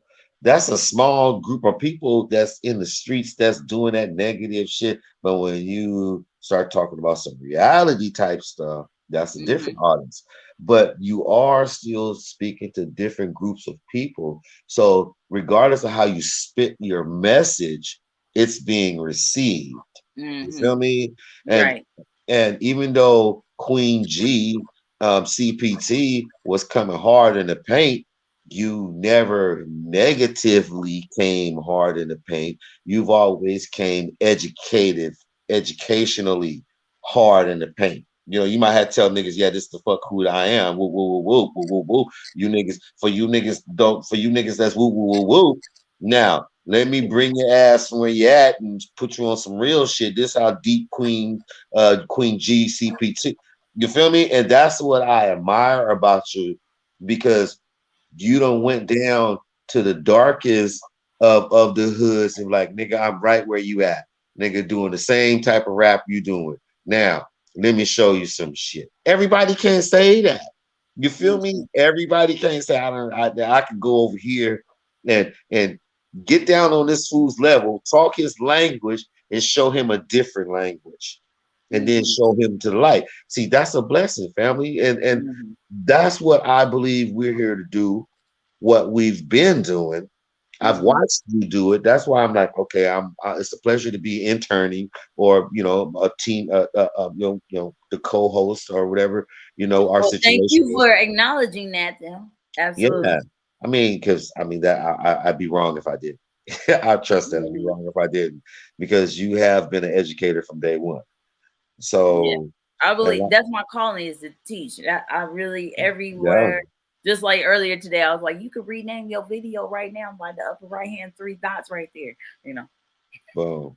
And that's what I'm saying. Now somebody else would have told me that, I'd be like, okay, well, show me that. But when you was like, no, right now, I was like, oh, you mean go ahead? Okay. See, there's always a message within what you're saying. You're like, look, nigga, right now, do that shit right. But the way you say it, go to work. So doesn't it look like so? The way you say it, so it's very. I like how you put it so it can be receptive to a lot of people who aren't aware of shit they should be aware of. You know what I'm saying? That's a sensitive area. Absolutely, because I could have said it a different kind of way, though.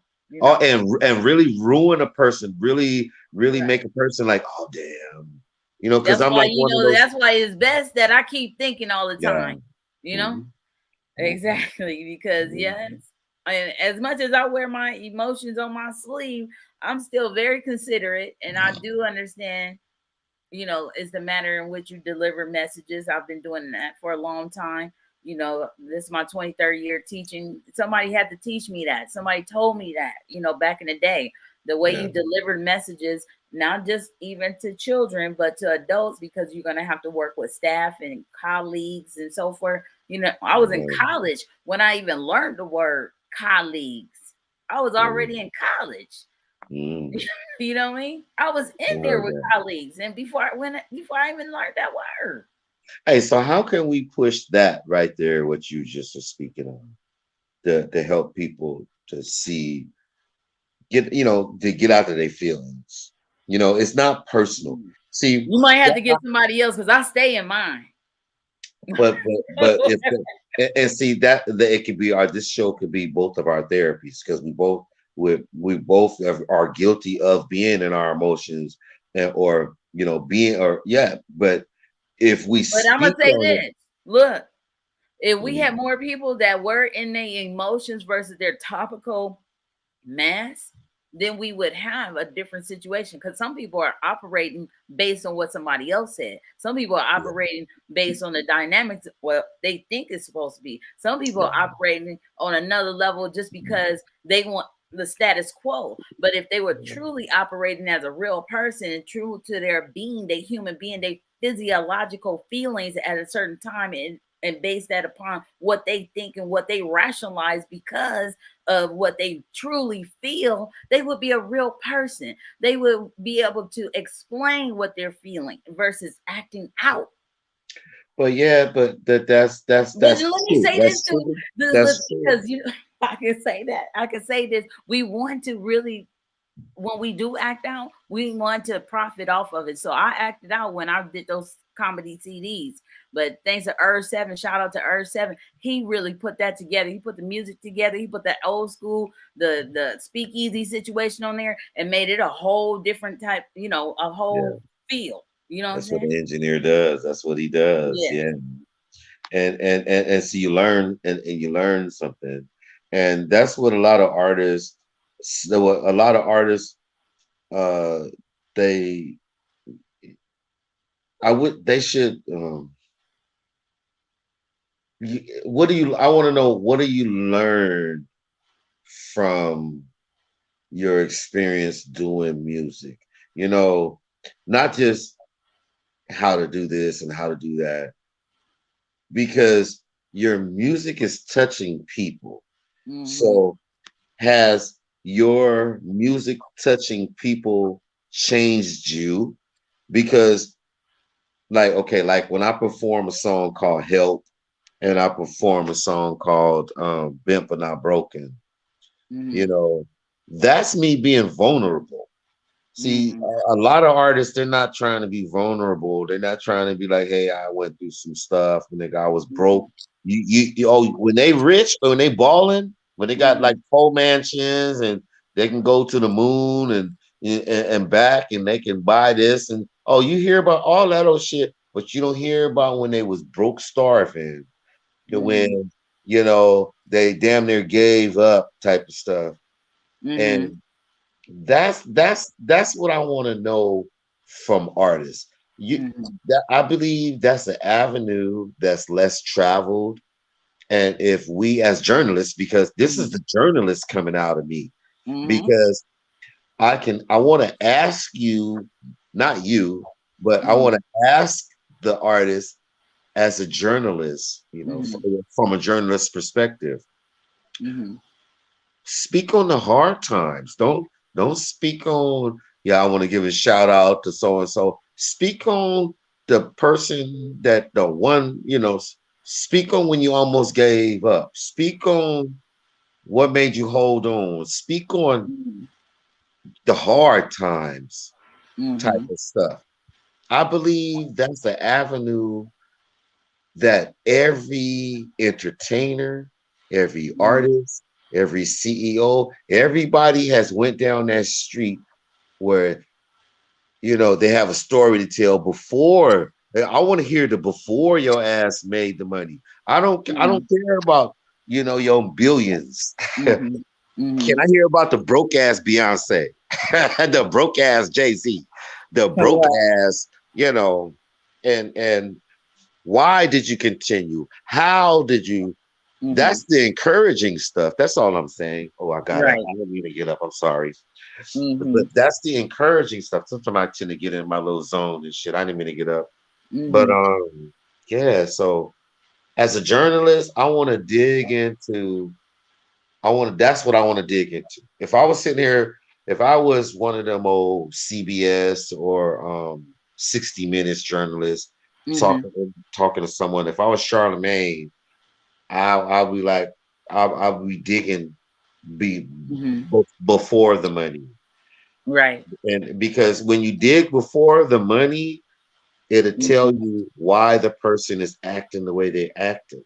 Mm-hmm. You Mm-hmm. know? Yeah. Absolutely. You feel me on Well, that one, Cameron? technically, I can speak to it a bit. I know I have one single.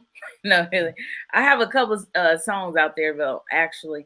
But I would say affect. It is the affect. What has what people have said to me, especially the people that didn't know that I cuss. They didn't Mm, know, and while they was saying what they were saying and how they were saying it, and then when they heard me say it, they was like, "Oh, now we know." Absolutely, because I was coming from a real place, sharing a message about real information. That's where that came from. So it affected them in a way where they felt like, wow, some of them were shocked, and some were like, why you gotta do that type of thing. But all the while, like Dino Brown, shout out, that was so funny. He was once upon a time, a co-host on the show back in the day. He used to say, if people could ride in a car with you, they mm. would see somebody totally different, because when you get down here to this radio station, the Yeah, conversation changes. It's yeah. like you know how to code switch on real. He said, I've never seen nothing like that. You know what I mean? Hey, And you he know said, what? I'm in the Bay Area, we see everything. But Hey, you Rory, Pastor Rory's cousin told me the same thing. We was in the truck going to the show, and we was on some whole different conversation. But when we Mhm. got down to the radio station, he was looking at me because he wasn't on camera, but he was looking at me like, "Is this the same nigga that I was in the car talking?" Like you said, right? It's funny. Yeah, exactly. Oh my gosh. Dino told me Oh, one day, he said, you don't like people on the freeway with you, huh? Or something. man. It was so funny. But I was just like, oh my gosh. And the times that, I wish we would have videotaped the times that I would pick up Peanut. Oh Oh, yeah, the car rides we had. Oh my gosh. That yeah, was that would have been absolutely viral before viral was even out, or whatever, that that it was yeah, doing, what we do today. But oh my gosh, it was so funny. yeah, Oh man. But that goes to being vulnerable. You know what I mean? Just like right now, that's part of the response of what you're journaling right now, what you're sharing and what you're asking. To be vulnerable, some people don't know that yeah. that's is strength in that. You're right. You're right. So absolutely, some people, they don't like to, want to, they don't want, rather not show you that they're human and that they cry sometimes, or Yeah, to show that, they, like, I can apologize for, I didn't say something, or I knew I could have said something, I withheld it. real And in the talk, real time talk. when you share it, that is strength in that, because to be vulnerable, it takes a lot of it can take a lot of strength, because it comes from a real place. A vulnerable place, yeah. And that, like I was speaking on the song "Help" and "Bent but Not Broken." Hmm. That my weakness when I wrote those songs was my weakness became someone else's strength. Hmm. So when I realized that my weakness became someone else's strength, Hmm. that weakness wasn't a weakness anymore. So, Mm. I You mean, know we what? just, I'm huh? glad you said that, because I'd like to shout out, oh my gosh, G Bizzo. My song, Heavenly Father, that I used to play all the time at the top of the show. Yes, Once yes, I got a chance, yes. when he finally came to the show, that he and it's a trip to grow up with his brother. His brother was in my class in sixth grade, and Mm, everything. So this is from way back, right? But I didn't know G Bizzo, right? He's younger than his brother.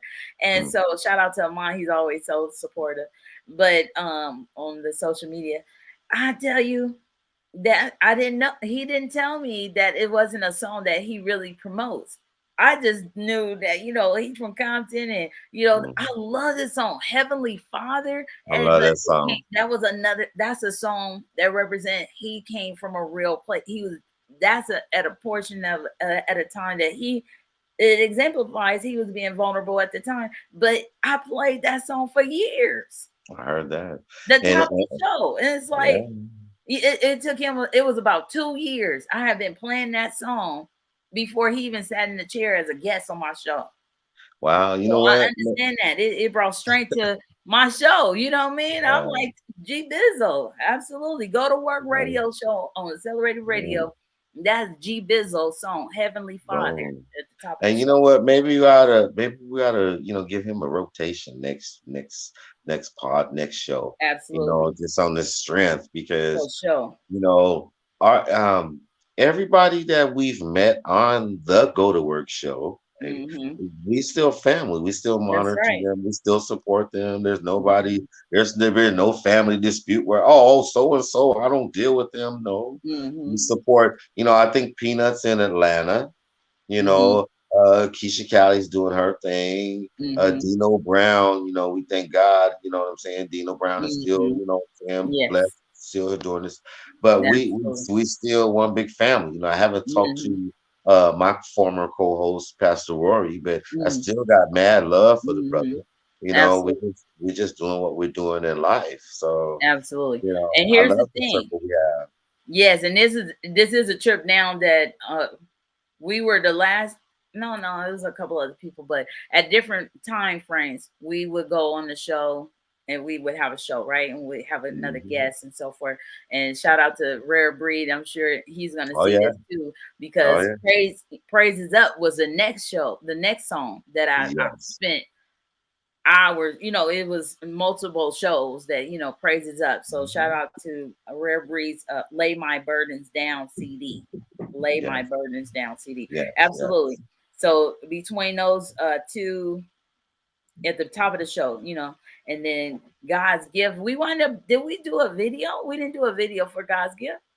We did. I You mean, know what? help for help. No, we were supposed to do the video for Bent but Not Broken, but Okay. I could not catch up with my family member Carla Kane. She is Oh, the young lady that, yeah, she I mean, but this is before, we all know, well, I've shared with the family that she's gone home to be with the Lord. But this mhm. was before she had gone home to be with the Lord. We were having trouble catching up with her That's because right. she was going through ups and downs in her trials and tribulations. So that's why Right. 'Cause we took we didn't get pictures there. downtown LA and Yeah, everything. yeah. Okay. So I plan on, my thing with a lot of the Mhm. videos was financing. I like to be able to, Mhm. pay my videographer, such Go as to work. yourself and other Thank people, you. Absolutely. You pay me too. Yeah. so that we can have fun. Nobody wants to be Yeah. worried about getting, compensated when they're doing the work. But That's right. so I really still want to do that video, and I want to do it as a Mhm. tribute to her. Yeah. And God has put it on my heart to just make sure that I just keep her name alive. She's gone Mhm. through so much. And Yes. what's the funny thing, this show? I had to just want to speak on this real briefly. A lot of people that knew her, I didn't know they knew her until Mm. she went home. And Wow. then like a lot of artists, like the baby brother King Dope, he Mhm. was one of the main people. Like, what? Like, Wow. damn, Dope, I didn't know you knew the homegirl like that. He was like, man, that's my little sister. That was my Right. people's. Yes. So you never know the effect that the people around you have on you until they're Mhm. gone. You feel me? Mhm. So Mhm. I just want to say love on everybody, That's right. love, Absolutely. and Mhm. appreciate the people that That's have been right. there because they don't have Mhm. to be there. Mhm. Just a little message for the, since we Mhm. throwing out little nuggets here and there, just a little That's message and right. stuff. And Mhm. it's not a bad thing because she's always here with us, and That's right. she is blessed to be in my venting video, and Mm. she's blessed to be in my Bent But Not Broken song. So Okay. all I gotta do is play it. She's right here. And That's right. just Hmm. keeping it real, we all have our time. So it's Yes. when you understand that reality, back to reality, everybody got a date. Everybody got a date. So her date just came a little early than the rest of ours. So Hmm. I can say Yeah. that with a smile on my face now. Hmm. I'm not mad or sad, or I can say Hmm. that with a smile because I already know I'm gonna see her again in the next life. But Hmm. we just keep it real, Michelle, and that was a time that I went through, and the song. Now, I didn't know that when I wrote the songs that Hmm. that was Hmm. what I'm saying. You Right. never know. You Yes. never know. And Yeah. so, yeah, Absolutely. but So see, anyway, yeah, that's being vulnerable. Absolutely. Right yeah. there. So, And and then, just, okay, I'm sorry, go ahead. I was going to say, and then one more point I wrote about as a journalist, Anthony Rush, the journalist, Anthony Rush. Um, I have a book called Journey to Stardom Productions. I'm Mhm. sorry, that book is called, wait a minute, Journey to, oh my gosh. Look, I have so many books, but I have the book, Lord Jesus. It's this book called, Lord Jesus. It's a book that deals with everything about what you said. Broke. Oh my gosh, I had to look up the book, man. But yeah, I mean, hey, you I got don't know the 200, names of all these books I have, but the yeah, message here is 215 titles. You can't think of all the titles. no, 215, literally, 219. I literally, mean, because it's out there to help other people, not to, just like having all the different titles that people want to give me and so forth. It's about the message and helping people and, educating people. It's more so about educating people. Some people get it mixed up with, it's just that I'm helping people. What I'm doing is I'm educating people. So, yeah, and it, because it's a pet peeve to me, it does bother me what people say sometimes, but in a generality, because I want people to understand education comes first. And that's rare that they say first. The first thing they want to say, oh, she's always helping people. I rather them say she's always educating people.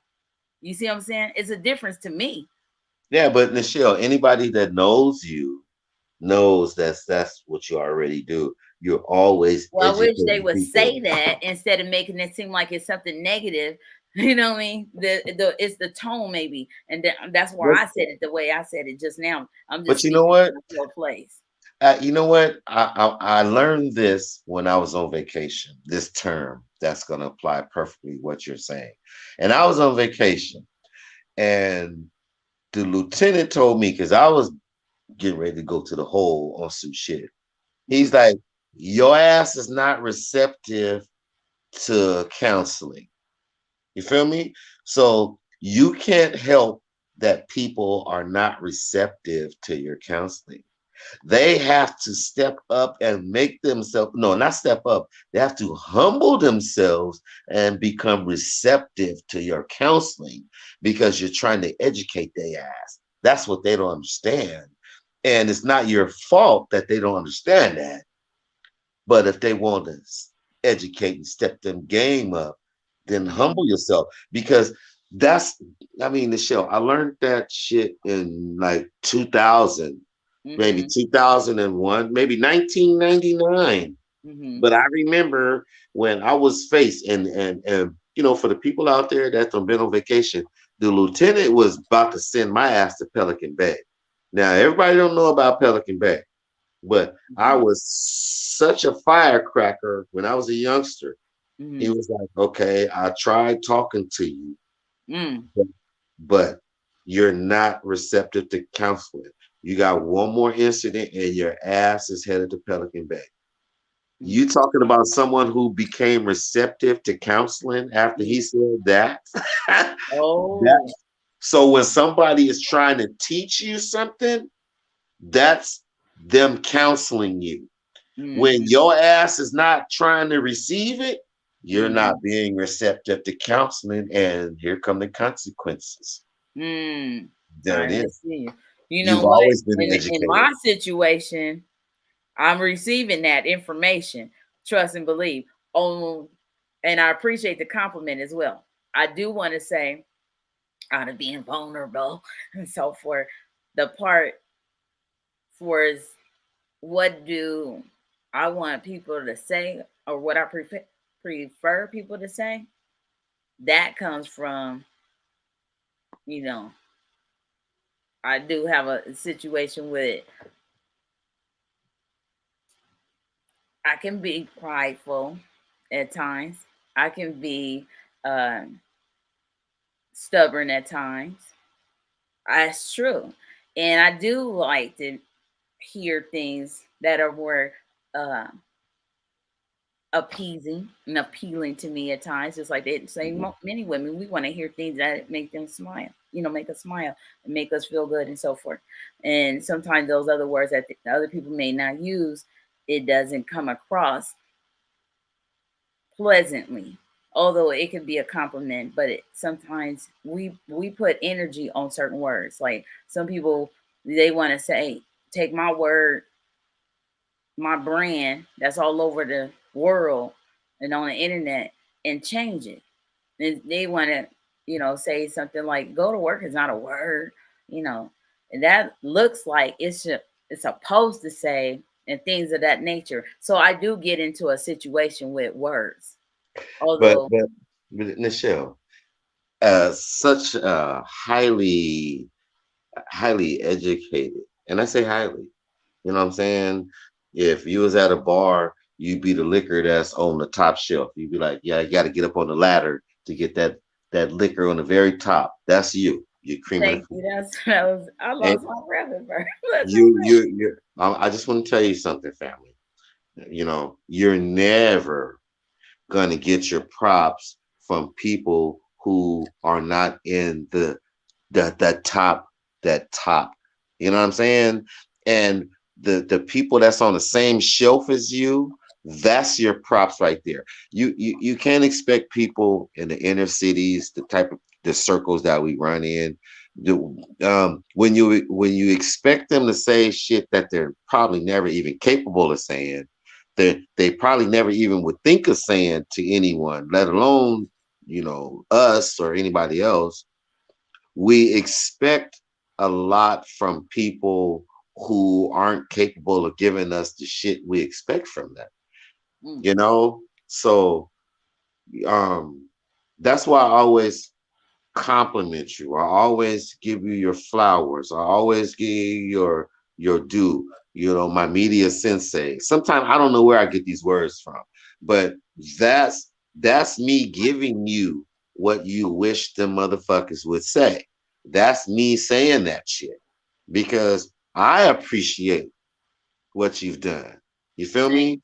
Yeah.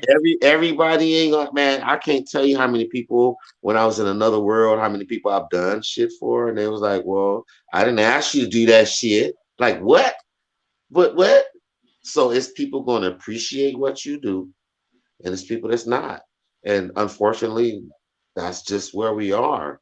So the ones who show you they don't appreciate you, don't pay them no mind. It's going to be one or two or three people that's going to give you props, Nichelle. Trust that. It's going, that's why I want to be one of the ones. And I don't want you to I don't want you to get down on yourself because people don't respect you wear a lot of hats. You wear a lot of different hats. A lot of people are really envious, jealous of you. They can't compete with you. They're not on your level. All those words that say the same shit. They're not on your level, all the way down to hating on you. That's all the same shit. That's your flowers right there, letting you know how fucking awesome you are because you got all these people tripping on you when they shouldn't even be fucking tripping on you. But that's them admiring you. And Wow. so that's the other part where we need to get past. You There understand? you go. We need to start speaking on that on the show. We'll be down there 2 hours. But yeah, that's what we need. See, when we start peeling down the layers of this onion, that's gonna make people tune in. I believe that's because we're talking about real shit now. We're talking Yeah. about feelings and stuff we've Hmm. gone through, why people don't respect what I've done, why people don't respect that I'm giving back. How come people don't want to do this? Why? See, when we start asking those questions, we're going to get Hmm. answers. We will get answers. Trust that, family. That's true. And this is gonna be that last part because I looked up the book that I wrote is called that's hilarious. And it's really my book, the first one I actually wrote by myself. Wow. Yes, and shout out to my cousin. I want to give my cousin Sharice. She's the one that actually wanted to become an author, and then I heard on a radio station about this platform called Create Space that became Kindle Direct Publishing. So the Yeah. kdp.amazon.com that I put here in the show right there. Mhm. She's the one that really wants to become an author. So we wrote 2 books together in 2 different states, I think and I then met her. Didn't I meet her? no No. I remember you online. talked about her before. You must have talked about her before. I remember Oh yeah, I talk about her on the all. Go to Work show. Yeah. Yes, Yeah. absolutely. Uh-huh. So the book, and so now the book that I first wrote by myself is called Journey to Stardom: Smart, Broke, and Want to Be a Star. So when you were Okay. talking about how you want to know what people were like before they got any notoriety, before they made the money, that type of Boom. thing, I'm one of those people, rare people. I feel like when I write this book, this is gonna come to pass where people are gonna be like, "Wow, she actually Yeah. documented information prior to her becoming successful." And Yeah. then reason why I looked up that book because it's even in the book that I talked about how my mom slapped me when I was in the hospital because my not wanting to be vulnerable, not wanting to be dependent or operate in codependency because I wanted to stay so independent that I didn't want to tell her that I was going to have surgery for a benign tumor and that, to have it removed. And she was like, how do you even get to be that independent or something like that to the point where you don't want help or you don't want to tell that you need some support or something. You just gonna walk in here and have this surgery and then if anything goes wrong and so forth, which I did need a blood transfusion. This before both my children, all of that. And it was like uh Mm. I'm from Compton. I don't True, know those if are that's. I testimonies. know that's part of the reason because I have went through, or a lot. I've seen a lot. You know what I mean? And it's like it does do something to your being, but it's like crazy that that's what happened. And I'm literally in the hospital bed. The doctors came over there looking like, man. Dang. Like this your child? Do you know she just had surgery? Do you know she about to go through chemotherapy? Do you know that she just blah blah blah? And my mom was like, but she didn't tell me. You are you're a legacy. You know, you you know, you are Maya Angelou. Do you know that? Unreal. You are Maya Angelou. Maya Angelou didn't know who she was. She was busy being her. You feel me? Mm-hmm. But when you tell her story, you're a Cicely Tyson. You know what Mm. I'm saying? Though Yo. um, your Yeah. Sigourney Joyner. I think that's her name, Sigourney Super. Joyner. Is that right? That Yeah. that's you. You're busy. Somebody else gonna tell our story, Nichelle. Somebody else can tell our story. Okay, Mm-hmm. we see, they see Mm-hmm. us. Somebody Mm-hmm. gonna tell our shit. We busy doing it. You busy. Right.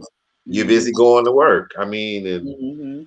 you True. busy going to work, family. So Absolutely. So this is what it is, what it is. So I wanted to say that in the instance of this is your first show as the journalist Anthony hey now, Rush. And although not that you were about to count me out, no way, no way. But I am a new artist, music artist. So like you said, you want to ask other people and so forth. But based on the fact that I know that this is your first show, I was listening to you and I wrote down those 3 points that I can make a connection to. as a new artist, music artist. And at the same time, I did give a compliment. I want to compliment Urge 7 once again. He's the one that noticed that I never said that I was a music artist, or I wasn't into music out of all of the other things that I was doing. And then he took it upon himself and wrote the song "Go to Work." Yeah. And See, that's why. you become a music artist, family. You was a rapper. You feel me? You was a rapper. Because I So was freestyling and people, and I learned that a lot of people that make a lot of money and do a lot of different things, they don't want to freestyle, or they don't freestyle. And I was like, you're really? giving away. And that was something new I learned. Yeah. So you was a rapper. Now you're a music artist because it's your creativity. Your go to work perspective. That's the artistry right there. Rapper is Mary Had a Little Lamb, Fleece is White as Snow, everywhere she went, this motherfucker was sure to go type of shit. That's rapping. But us, we creative with the shit. Even though like I said that because Chuck D had said that, but when Chuck D did it, he did it with artistry. He went way back. Just like when the show started, damn, 2 hours ago. But Chuck D spoke on that. So that's what I'm saying. You are officially a rap artist. You can look in the mirror and be like, I'm a rap artist. I ain't no rapper. I'm a rap artist now. And that's a confidence. You know what I'm saying? That you need to walk in. Once you start walking in that confidence, then you mature, then you become an entertainer. You're already an entertainer. You're an entertainer becoming a music artist because you're already that part right there. The trip. Urge had told me that one day, and that's the trip. I had to tell you this real quick. Do you know I was so offbeat? This dude took a drumstick. He was taking a drumstick and he would tap the side of my shoe, whatever shoe I was coming to the studio in. He was tapping my shoe to get me on beat. Somebody else had bought me a metronome. And it's a trip. That's why people were saying, I don't even know how you've been freestyling when you're not on beat at all when you come into the booth. Because you have the lyrics. You have the lyrics. All you have to do is just get your timing. That's all it is. And then once you say it according to the CPT, Queen G CPT's timing, then that's when your artist. That's the artistry right there. You feel me? Because you could write the rhyme down, but when you bring it to life, that's the artistry.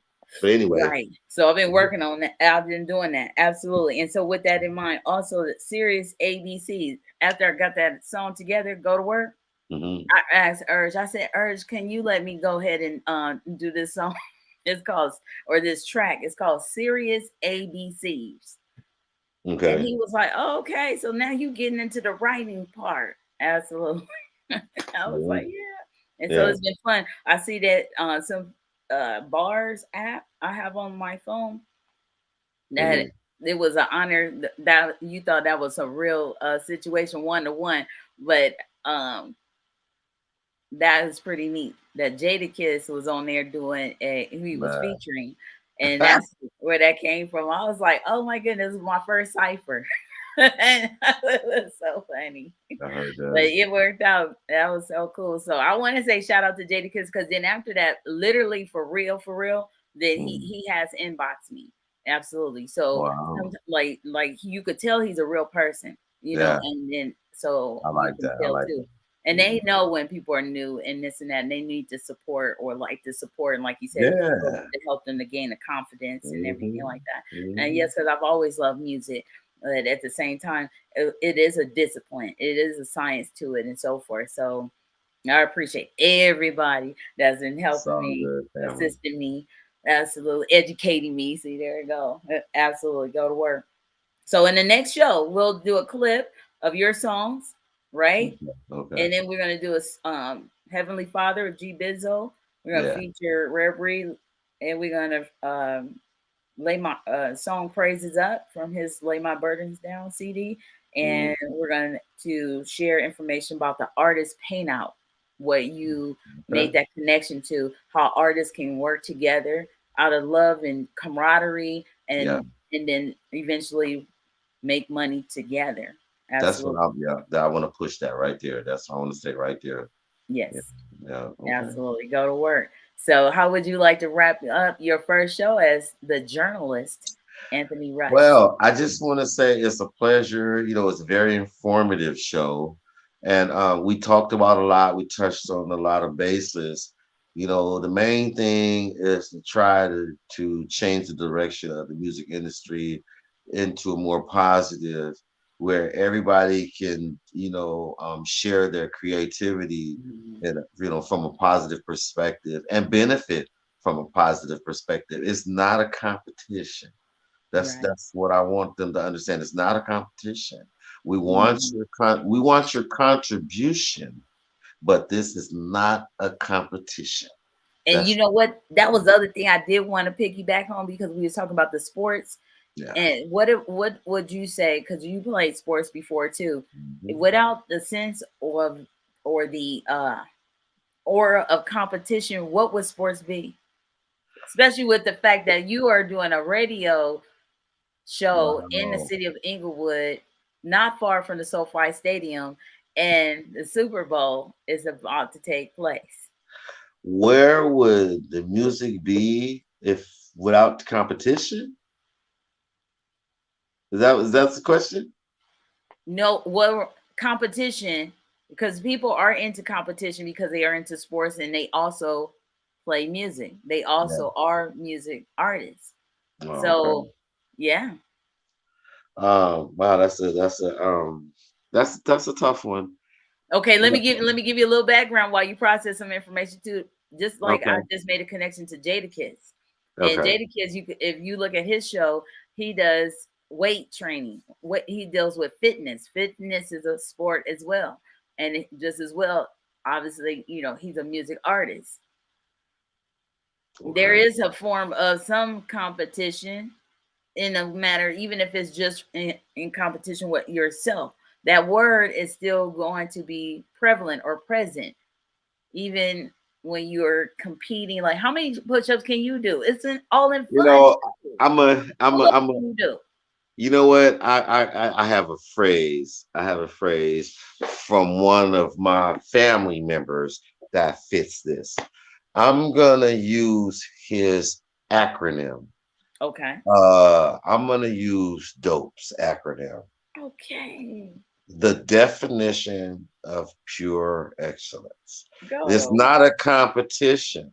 I learned that from Dope. It's not a competition, even if you're in competition with yourself. It's about the definition of pure excellence. So, Go to um, work. Kingdom. so it's never enough. You've never done enough. Soon as you think you've arrived, you're still on your way. Soon as you think you're around, you've made it. You're still climbing. It's And about now that's where grinding. that word more can come in. Yeah, you can always do Yeah, more. real talk. So that's what it is. It's not a competition. It's a contribution, and like my boy King Dope say, the definition of pure You're excellence.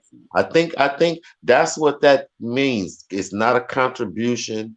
It's not a competition. It's Mhm, a contribution. The meaning of that is what mhm. Dope's acronym is. The Absolutely. definition of pure excellence. So there we Wow, go that's with the deep. words. See the power of the word? Woo-hoo! That is deep. That's true.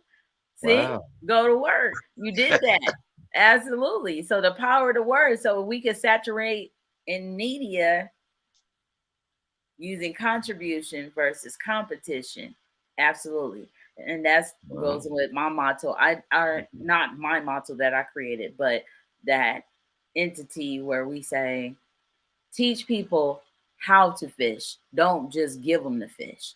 Oh, So that's why I don't piggyback on people that I help or assisted, or shall we say, educated so much, because I have taught them how to stand on their own, that's and right. I feel more empowered when I see that they can do it on their own. If I see that it looks like, oh, like I have to keep running down there to your show and help you or assist you, I didn't do my job or my just due.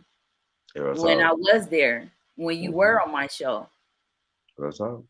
And like I say, hey, it's a pleasure to learn from one of the best that I've ever seen to do it. So, shout outs to your family. Real talk. Go to work. Shout out to you. You standing tall. You doing that. Go to work. All right, family. Absolutely. So And you holla keep back. up the great work, and you need to tune in on Mondays at 7 p.m. on Accelerated Radio, the That's show. right. Real talk, real talk. Holla back at y'all, family. Peace from Absolutely. the We shall west be to the back east. when?